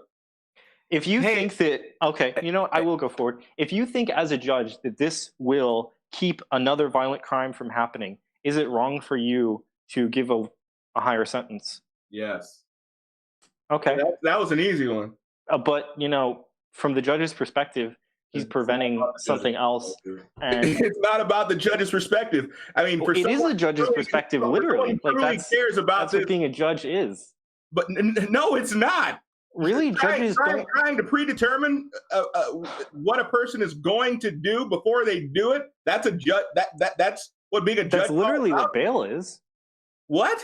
That's literally what bail is. When you set bail, you're trying to predetermine what someone will do and then make decisions based on what you think they will do. I mean, Nick pointed out that it's very flawed, but that's literally what it is. Right, but bail is different than sentencing. Really? I mean, it is in the way that, sentencing is the punishment, whereas bail is kind of your, it's almost a pre-punishment if you get hit with a high bail, or if you're just denied bail. But I don't see a massive difference in the eyes of justice process. If you're thinking about justice and you're saying that judges ought to be able to give I'm asking, I shouldn't say you are, but I'm asking, if I'm thinking of the idea of justice and are you telling me that it's okay for a judge to say, well, 50% or 13% of the population, 50% of the violence, you happen to be in that 13% of the population, therefore any violent offender that happens to fall into this category is going to, in my head, because of this representation, going to get harsher sentencing. And if I think justice, that's not justice, because there But are. what is justice? You know, when I don't have a pithy definition for you, but I know that ain't it. I know that if what? I don't know. I think that when you're dealing with these very abstruse concepts and you're trying to put them into, you know, poignant arguments or something to that nature, I think that if the judge is doing what he thinks will, you know, have the best effect on society, which is generally, well, who does the judge work for? If he's working for his constituency and he was voted in and he's not an appointed judge, if he thinks that doing this will cut down on crime, what is he doing wrong? Because the judge Is this a real Minority Report you're advocating here, or you're talking about here, Fatty? If I could have Minority Report, you betcha I'd have it going. The judge's job is to apply the law to the facts. His job is not to, and I don't know where you're from, but in Minnesota we have sentencing guidelines. You know, yeah. So and it's within the judge's power to make a decision within those guidelines, to my knowledge. Right. One of the things that he's not supposed to do is he's not supposed to say, well, because you happen to be in this population, even though these facts, these laws, this is how I'm supposed to apply this, but because you happen to be you represent this population, I'm going to give you a harsher sentence. That's not justice, because even again, I mean we're not supposed to have restrictions on the Second Amendment, but yeah, too fucking bad. Well, that's different, because those are the Second Amendment is interpreted. Really? Yes. I mean, it's the job of the courts to interpret the Constitution, and it's been interpreted. Shall not be infringed. Yeah, there's a lot of interpretation to go on there. In a well-regulated militia, I mean, sure, there's all sorts of interpretation. I don't say I agree with their interpretation, but that's the job of the courts. Okay, but once again, the laws and their sentencing is the job of the courts to interpret. No, yes, to interpret, yes. Mm-hmm. And if they have a sentencing guideline and they can act within that sentencing guideline, yes. If they're not acting outside of it, right, where is your issue? Exactly. That's what I'm getting at. I'm glad you brought us up to the $1 million question. The idea is, the issue is that in no legal circle that I'm aware of is a judge able to say, well, you're part of X population, and X population is responsible for X amount of crimes, therefore you get a harder sentence. But okay. Well, I don't think judges say that. No, real quick, Fatty. But even if that's a result, that's what I'm saying, is that that's an issue. The fact that is factored in somehow is a problem. But real quick, Fatty. So you and I probably agree more. You and I probably agree more than myself and my brother, even as it pertains to the Second Amendment and the interpretation of the Second Amendment. So I think we should build that up. So how is it any different for a judge to look at the color of my skin and to say, hey, that guy looks like 13% of the population that commits 50% of the violent crimes or the murders in this country. So therefore, we're going to start at a level 3 with him. How is that any different than red flag? I mean, if you're being honest. Well, because someone's already done something. Well, hey, he's exhibited some behaviors that seem to be consistent with the behaviors that people who normally go out and commit mass killings. I think this is a false dichotomy. Guns is away. The first thing I'd say. Huh? I think this is a false dichotomy, is what I'd say. These two things aren't alike. We're talking about the judge. The rights of the person to be taken away. So how is no? Someone has committed a crime in one of these examples. In the other example, they have exhibited behaviors that are not liked by X, Y, and Z. But those are two different things. Unless you're going to say that the red flag was set up by someone who committed a crime. Use past behaviors of people who were in a certain demographic to determine the future behaviors of said person. Am I missing something? Is that not what he said? One is making a decision based on a crime that has already been committed. The other is punishing for someone for something that has not been committed yet. So it seems like one is, someone hasn't committed a crime to get before a judge and then be sentenced. Yeah, but I mean, not sentenced, but they're actually, like he was talking about, like red flag laws. And I'm saying red flag laws, on the other hand, they're almost two sides of the coin, like completely disparate, heads and tails here. Because one is someone doing something like posting a social media post that people don't like. Like that's generally the red flag laws that I have been, privy to hearing about, is that someone does something that is not illegal and then they are punished for that, which is different from committing a crime and then receiving a sentence based on what the judge thinks is better for his constituency, or I don't know. If Nick can tell me what a judge is supposed to do, like who the judge works for, in a sense, because I don't know, quite frankly. Literally everybody. He works for not only the greater society, but he also works for the person he's administering the sentence to. Okay. Well, if the judge thinks that not only will this keep the person who committed the crime from committing any more crimes, keeping him from getting in more punishments or a higher level punishment, and he thinks that this will help greater society, I don't see how that's outside of the judge's purview. Wait, so a judge determining, society's going to be better off if this guy is locked up longer, and I'll prevent this guy from being locked up longer and more often by locking him up longer now. That's the judge's take on that.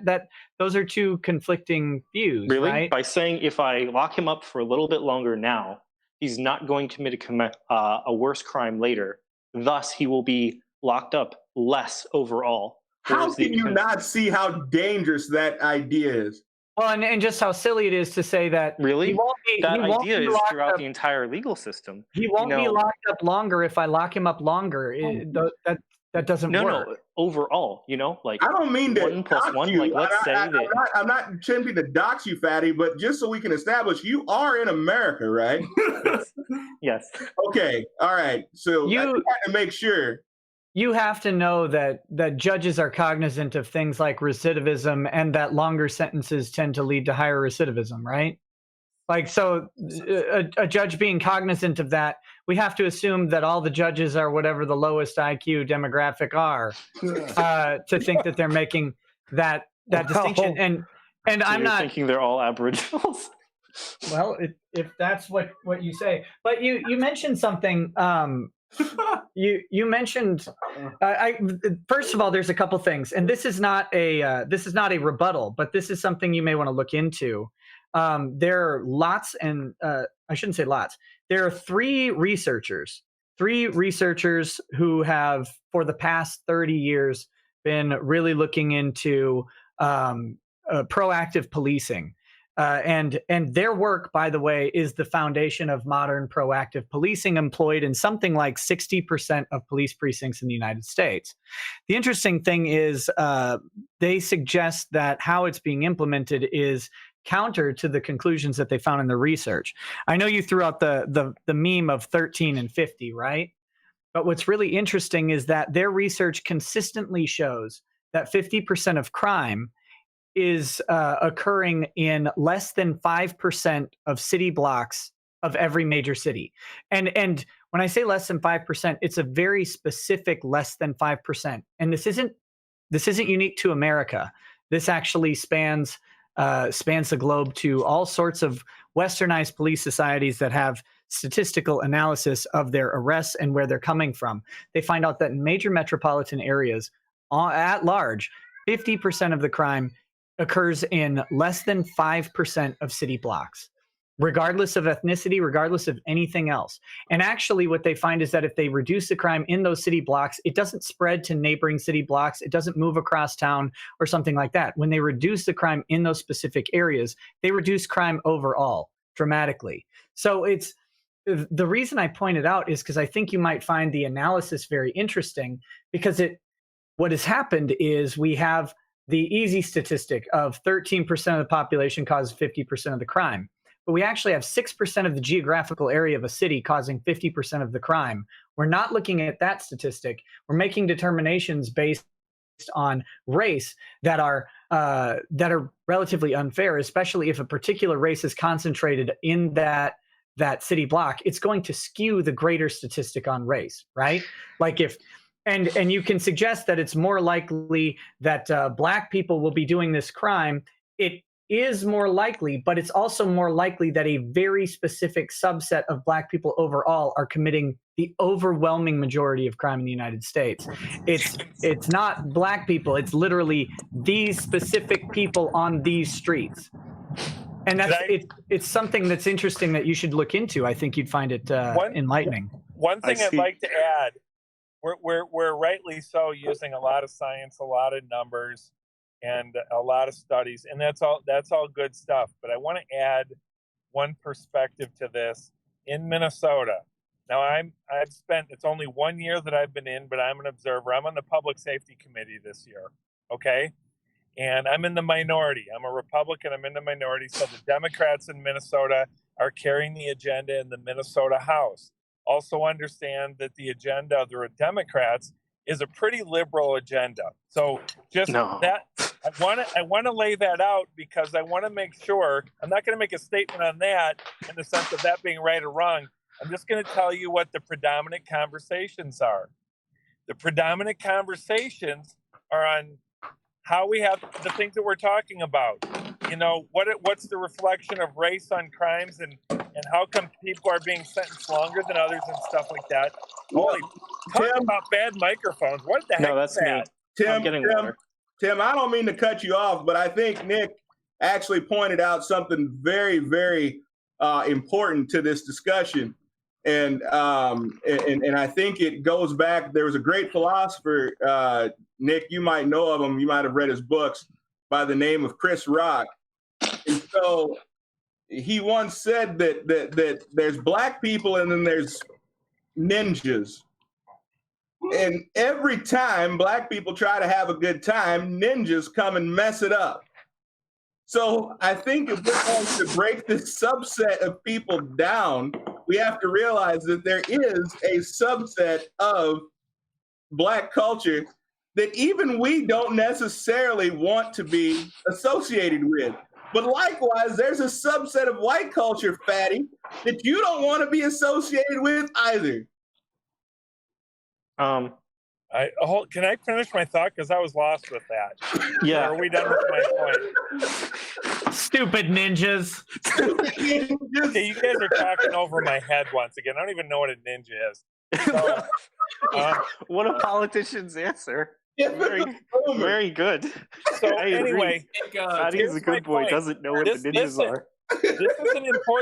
This is an important salient point because as soon as I say this, there's going to be a reaction. Okay, the conversations in public safety. When you walk away from it, remember this is a very liberal Democrat agenda in that room. Okay. When you talk about public safety, there's one important thing that gets forgotten about in the conversation. What is that? That there was a crime against the law of the United States or the state of Minnesota that was committed. We move beyond that and say, well, we're not going to worry about the crime. We're going to worry about the person that did it and what it means to them and what it means to society on how that person was treated. Not that we can't have that conversation, but if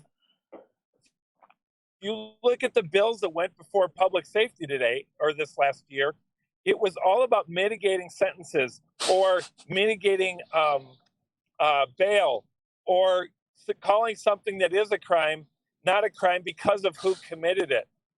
We have to decide that if it's important for society to obey law and to adjudicate lawbreakers, if that's important, then we need to address if a law is broken, no matter who it's broken by, then it's broken. We can talk about length of sentences, that's fine. We can talk about, some gray areas on what is a broken law and not a broken law. But if a law is broken, I can tell you in public safety right now, they want to ignore that fact. They want to ignore the fact that the law was broken because they want to look at more at what the race of the person is or if their childhood was a difficult one, so we should just forgive it and ignore it. So that's the only point that I had to make. Once again, I feel like we can't have a substance. We can't have a substantive argument if we are going to draw from the extremes, right? I understand that, yes, there are people who would prefer to pay closer attention to the race of the person who committed the crime as opposed to what they committed. I'm going back to my original argument that we should have more equality as it pertains to these crimes. If you do X, you should get Y. Is an entire state's public safety board? At the end of the day, if you commit this crime, that comes with this penalty. Period. Is an entire state's public safety board a just minority? Like, how do you brush that off as being a minority? It's literally making the laws for an entire state. I mean, I don't think Minnesota's the biggest state in the union. Well, I know it's not, but it's one of 50. Like I'm trying to put this as best I can, but brushing that off seems bad. Brushing what off? That he just said that it was the entire public safety board who's currently in control, and these are the laws they're making that govern an entire state. Did I? No. I'm on the Public Safety Committee in the Minnesota House of Representatives. And the agenda of that, now they don't, still has to pass through the Senate. Oh, okay. I thought that it was signed by the governor into law. What I'm saying is the discussions in that committee. So the agenda in the Minnesota House of Representatives in public safety. Think of those words, public safety. Right. Is more focused. Public as well. Is more focused on mitigating whether a crime was committed or not based on the facts or tenets, but based on things like race or one of my favorite terms right now, implicit bias, which just drives me absolutely nuts. You were implicitly going to rob that store. Just so you know, I've had to take 2 implicit bias classes. You should probably take another one that bugs you that much. I think I could have. I'm dying here. Burned more time staring at a wall. Or burn my time better by staring at a wall.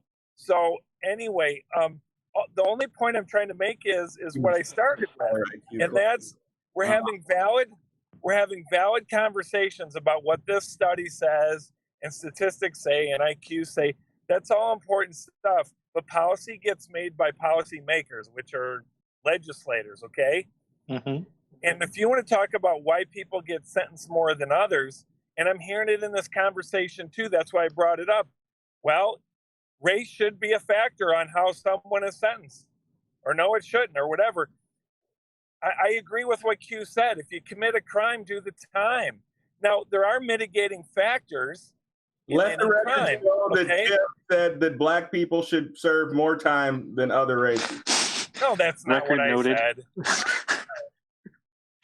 I said. I said the complete opposite. This is why you need to take more implicit bias classes. You don't even know what you said. You just knew that ninjas were committing crimes and you want them to go to jail. Listen, right. Ninjas are deadly and silent. Yeah. So are farts.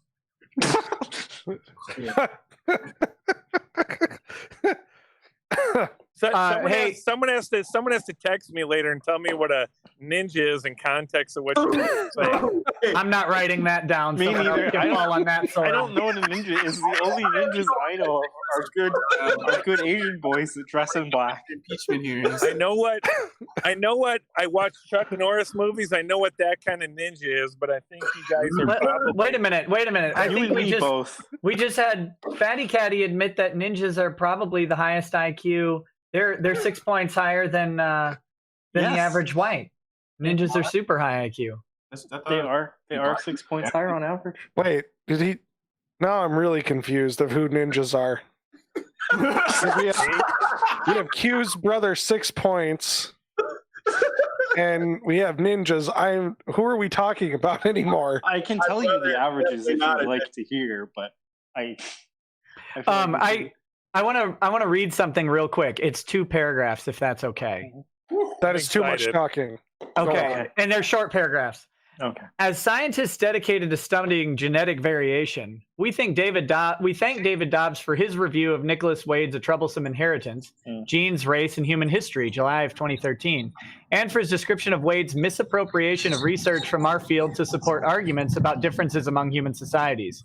As discussed by Dobbs and many others, Wade juxtaposes an incomplete and inaccurate account of our research on human genetic differences with speculation that recent natural selection has led to worldwide differences in IQ, test results, political institutions, and economic development. We reject Wade's implication that our findings substantiate his guesswork. They do not. We are in full agreement that there is no support from the field of population genetics for Wade's conjectures.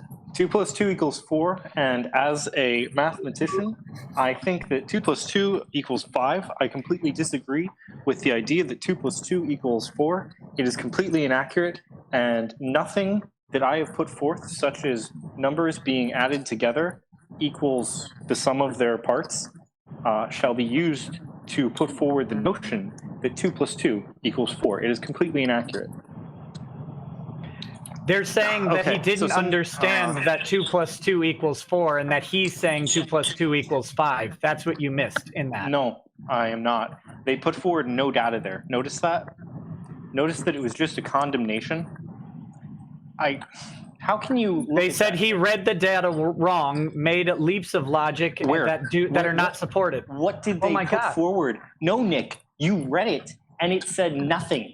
You and me both know this. You read it, and they did not bring a specific example forward. They did not show where he was wrong. They simply put a letter of condemnation out, and you know it, and I know it. So if you say that 2 + 2 = 5, and I say no, and you say, well, where is it? I have to somehow substantiate exactly why 2 + 2 doesn't equal 5. I need to provide a mathematical You proof. can quite easily put a mathematical proof forward. It would be super easy, and we both know it. Yeah, but this isn't a mathematical proof. It's a lot more. You're right. They had an entire paper. They wrote an entire paper and put forward an entire paper, but they can't put forward the example where he was wrong. Bullshit. I mean, that was the 2-paragraph summary in support of Dobbs's multi-paragraph review, which you could read. Okay, could you link it? Yeah, I'll link you the archive so you don't have to try and sign up to New York Times. Hey guys, this is Tim. I have to get going.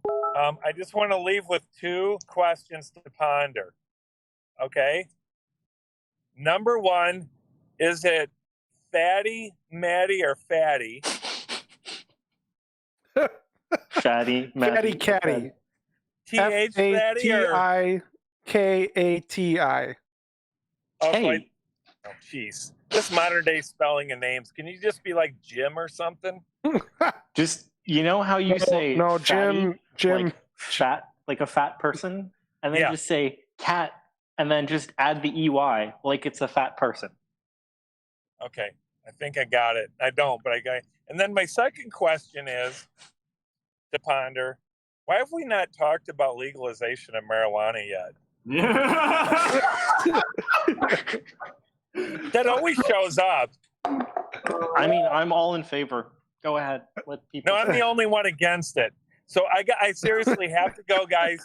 Hey, thanks. So Jim, since you are such a high IQ individual, I will give you an equation by which to figure out what ninjas are. Okay. Ben Carson is to black people what ninjas are what Dennis Rodman is to ninjas. Say it one more time. What? Ben Carson is to black people what Dennis Rodman is to ninjas. That's Is this a North Korea joke? Yeah, that's what I'm wondering too. Yeah. That was deep. So hey, I do want to say I appreciate tonight. We haven't had this much fun in a while, and nothing gets me more stoked than to get Nick riled by saying that he's wrong, because I think whether he was wrong or not, it sure gets him riled when you say that he's wrong, and I love it. So anyway, love you guys. You're all fun. Fatty, I still don't know how to say your name right. I'm going to say Fatty. I found it very enjoyable to speak with you. And by the way, the person, it's really ironic that you and I probably agreed the most. That should be more disturbing to you. I know you. I thought you were going to be a total boomer. No. Don't do it, Tim. Don't do it. You might want to completely publicly disassociate from me. That would be your best move. No, what I'm saying is that would be my guess. And I'm sure that you're right, but it was funny because you and I in this conversation were at least kind of along the same line of logic. Okay. Complete public disassociation is my best bet for you. Yeah, I'm not. And that's why I'm just gonna say, Tim, I didn't want Fatty to feel alone. That's exactly right. Oh, what are you doing, Quentin? That's Tim, what's great. no. That's what's great about this show. Yeah, Okay. and Mr. Tim, feel free to message me about where we're supposed to bring the white hoods. That's hilarious. Oh no! Oh, he's not getting reelected. No, I'm not. So anyone that wants to jump on the okay. Here's the problem. Here's the problem with all you young people. Okay, you guys swing your opinion so far into the pigeonholes. It's crazy. Okay, you guys take a little bit. You say, well, he just said this, so this means A through Z. I didn't say we agree with each other. I think it's enjoyable the fact that we probably disagree on a lot of stuff. Or you might.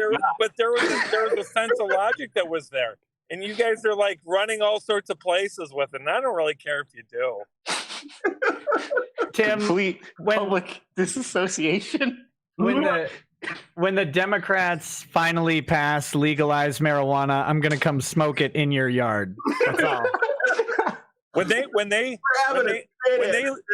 Nick, when they legalize marijuana, you and I are going to smoke it in your church parking lot.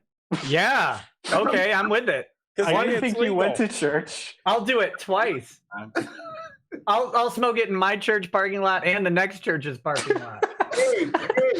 Hey guys, let's get a vow here now. When Minnesota legalizes marijuana, we are going to do a high stream.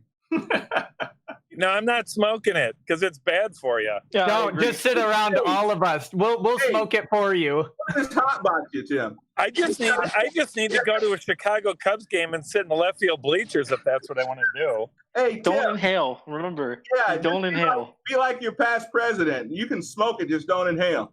Yep. Yeah, and he didn't like it either. So he says. I don't believe it. I'm pressing X.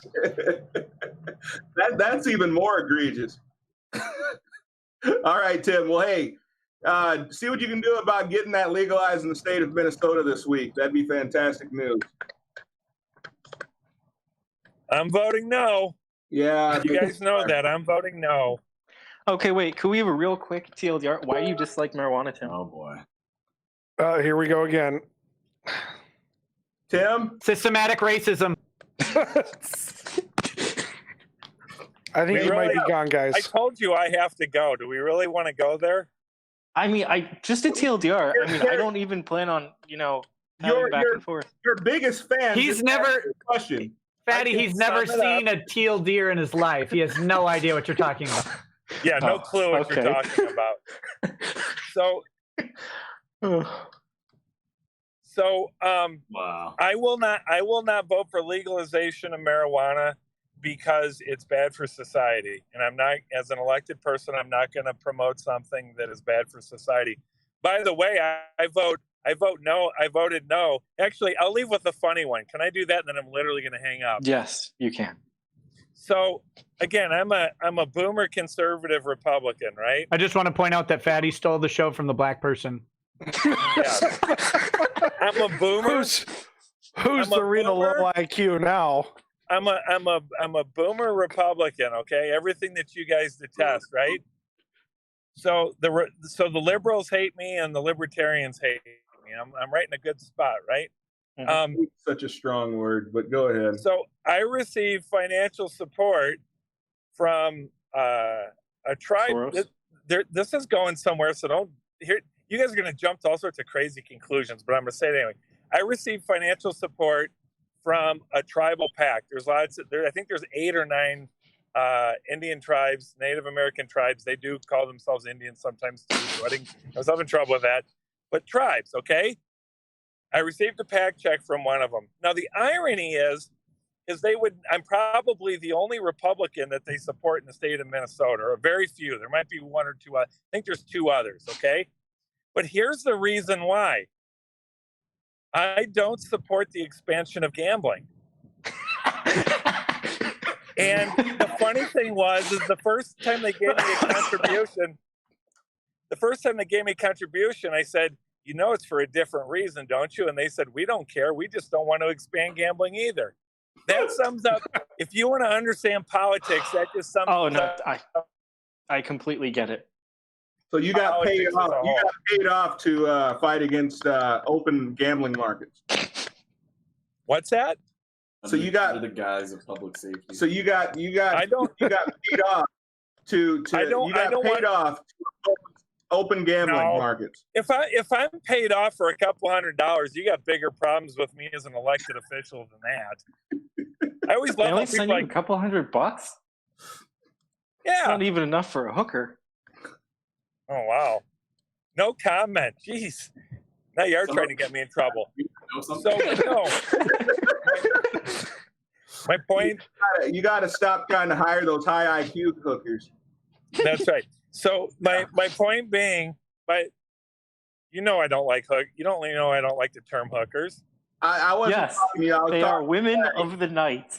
They're women. How dare you discriminate based on gender, you genderist? I call them traffic children because that's what they are. Traffic children. I've seen some old hookers, Tim. Yeah, they could be quite a bit older than children. Yeah, most of them aren't. They started about 12 years old. Well, I was unaware of this. I am not involved. FBI, not me. I know. Whoever's listening, none of us know each other. Just so any comments are. But no, I just thought that I'd end with a light joke, and you guys still ran it into the ground. So, light jokes never end with child trafficking. Amen to that. That could be a slogan. Look, if it was a dark joke, it'd have a few more sentences. Understand also, whoever's listening, I said light joke, not white joke. Oof. Bringing it full circle. Oh, that was a good one. Oh.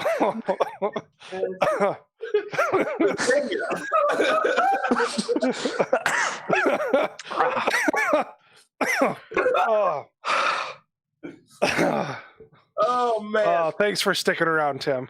All right, you guys have a good night. Hey, man, have a great week.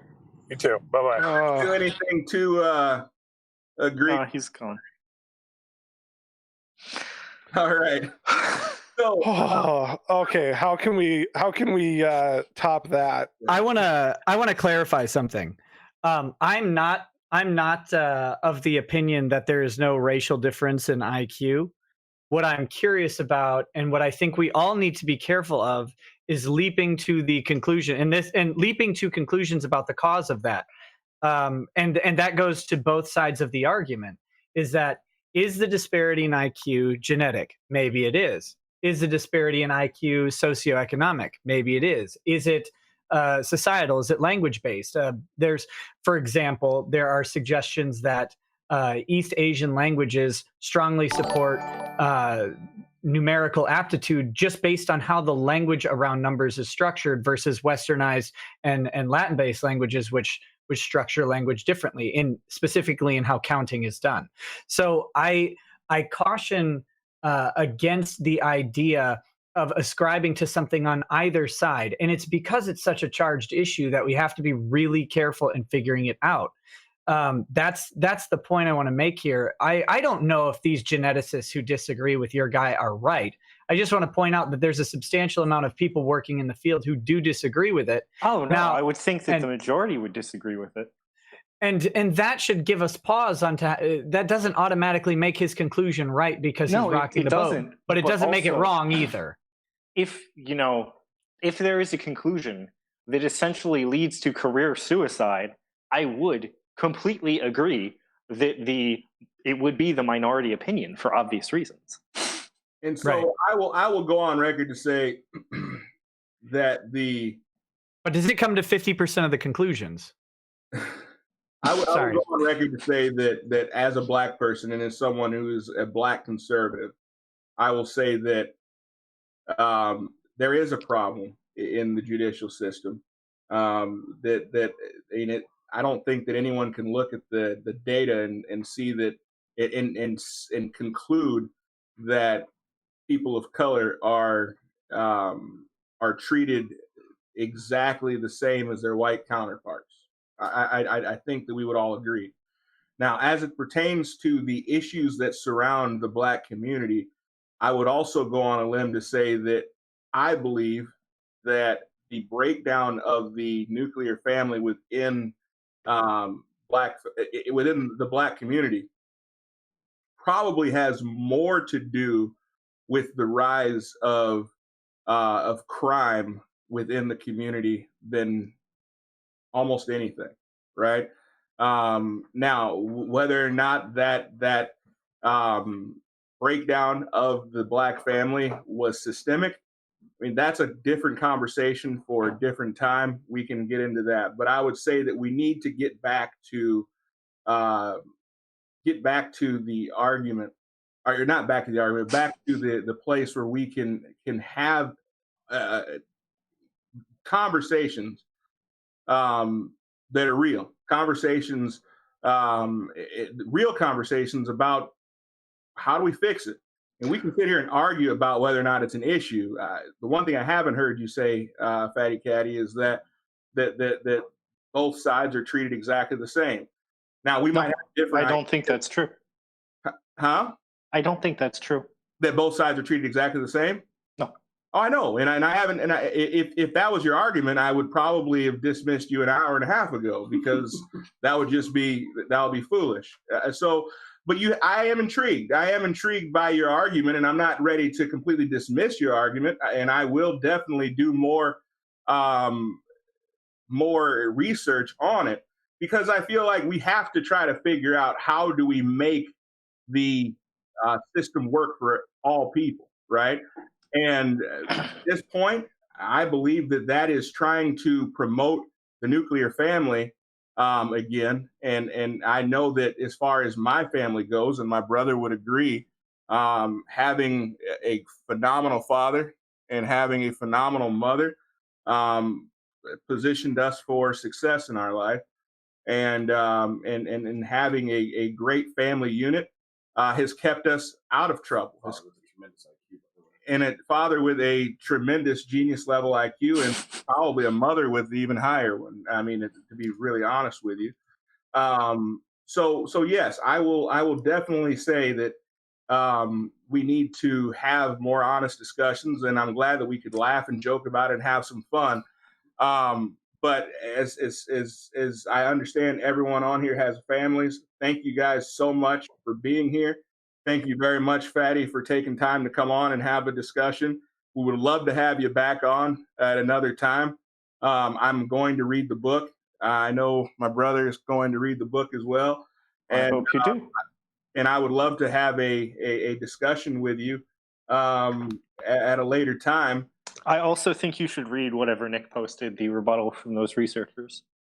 Oh, I'll read it all for sure. But again, it's always about growing. And I think that, we started this discussion about, it's about Black privilege. Absolutely. I believe that we all in America have certain privileges. Is everything equal? No, it's not. Will it ever be equal? No. But can it be more equal than it is today? I believe it can. And how do we do that? Well, we have to first acknowledge that there's an issue, which I think we all agree that there is an issue. We probably disagree as to why the issue exists, and definitely disagree with how to fix it. But thank you guys so much. Nick, always a pleasure. Thank you so much for being willing to join us and bring some expertise and also some humor to the discussion, a very touchy subject. But guys, isn't this cool though? I mean, isn't it cool that we can have people with such diametrically opposed views and still be able to have a respectful conversation. That's what this channel And one full of laughter. and actually laugh about it and still have some respect for each other. So that's what this is all about, guys. If you are not, I've seen a couple new subscribers. If you are not currently subscribed to this channel, please subscribe to it. Make sure you suggest the channel to others. Like this stream, like the video, and be sure to invite other people to Out of the Darkness. We're going to continue to bring you more information and more discussions like this, where we can talk to both sides. Not just people we agree with. We're not here to create some type of an echo chamber where we just kind of pat each other on the back and try to prove that we can swing the bigger stick. No, we're actually going to try to have meaningful conversations and try to see if we can make a better world for everybody. So thank you guys so much. Thank you. Hey, one last thing, buddy. One last thing before we go. All right. We are less than 9,000 minutes away from our 240,000 minute goal. Wow. Thank you, guys. That's fantastic. So this video, this stream could put us over the top. Could I ask what the goal is for? Live chat or super chats. Oh, okay. So that would be cool. Who would have thought that Fatty might be the one to take us over the top? We're gonna have a Fatty Caddy appreciation stream if we do. Oh boy, yeah. Maybe Tim can find out what ninjas are then. Well, Tim and me. Let's be honest. I'm a good boy who has no idea what ninjas are. But how do you know they're good then? No, I am a good boy. I know I'm a good boy. I thought you said earlier that ninjas were good boys. It may have been a slip of my tongue. Okay, all right. Freudian slip. All right. Well, hey, on behalf of myself and 6% over here, thank you very much. 6 points. Don't do that. Come on. You might as well give that ninja a wakizashi so he can seppuku. What are you doing?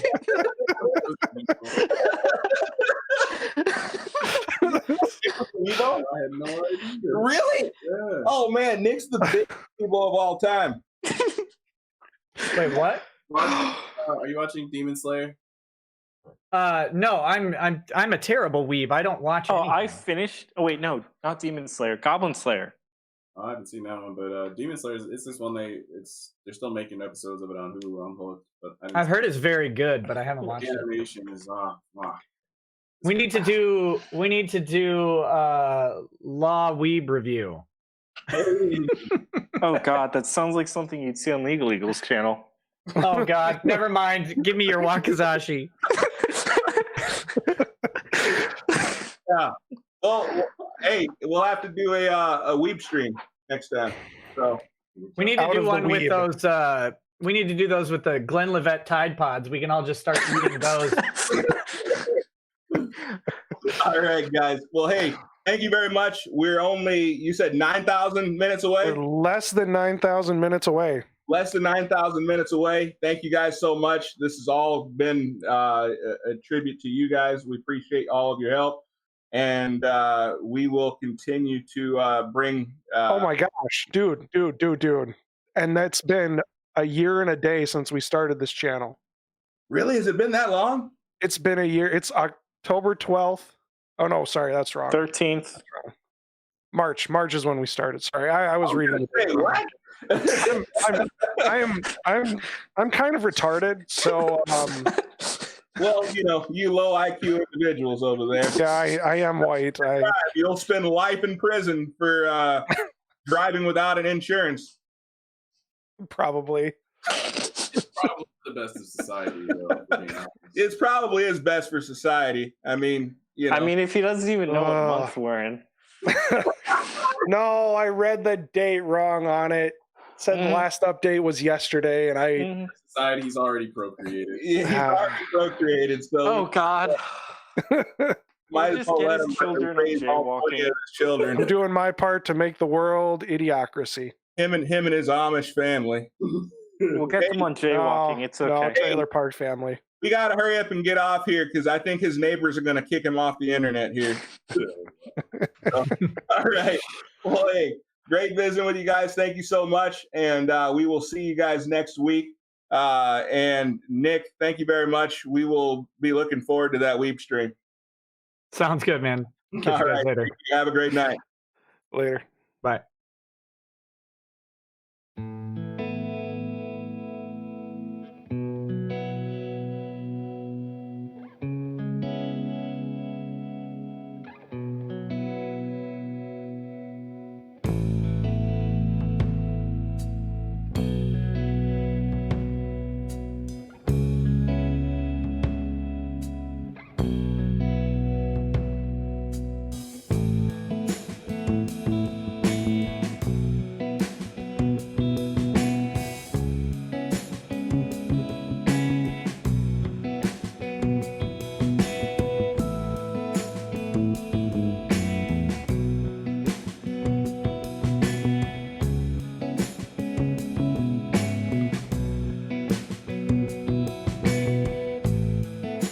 Bye.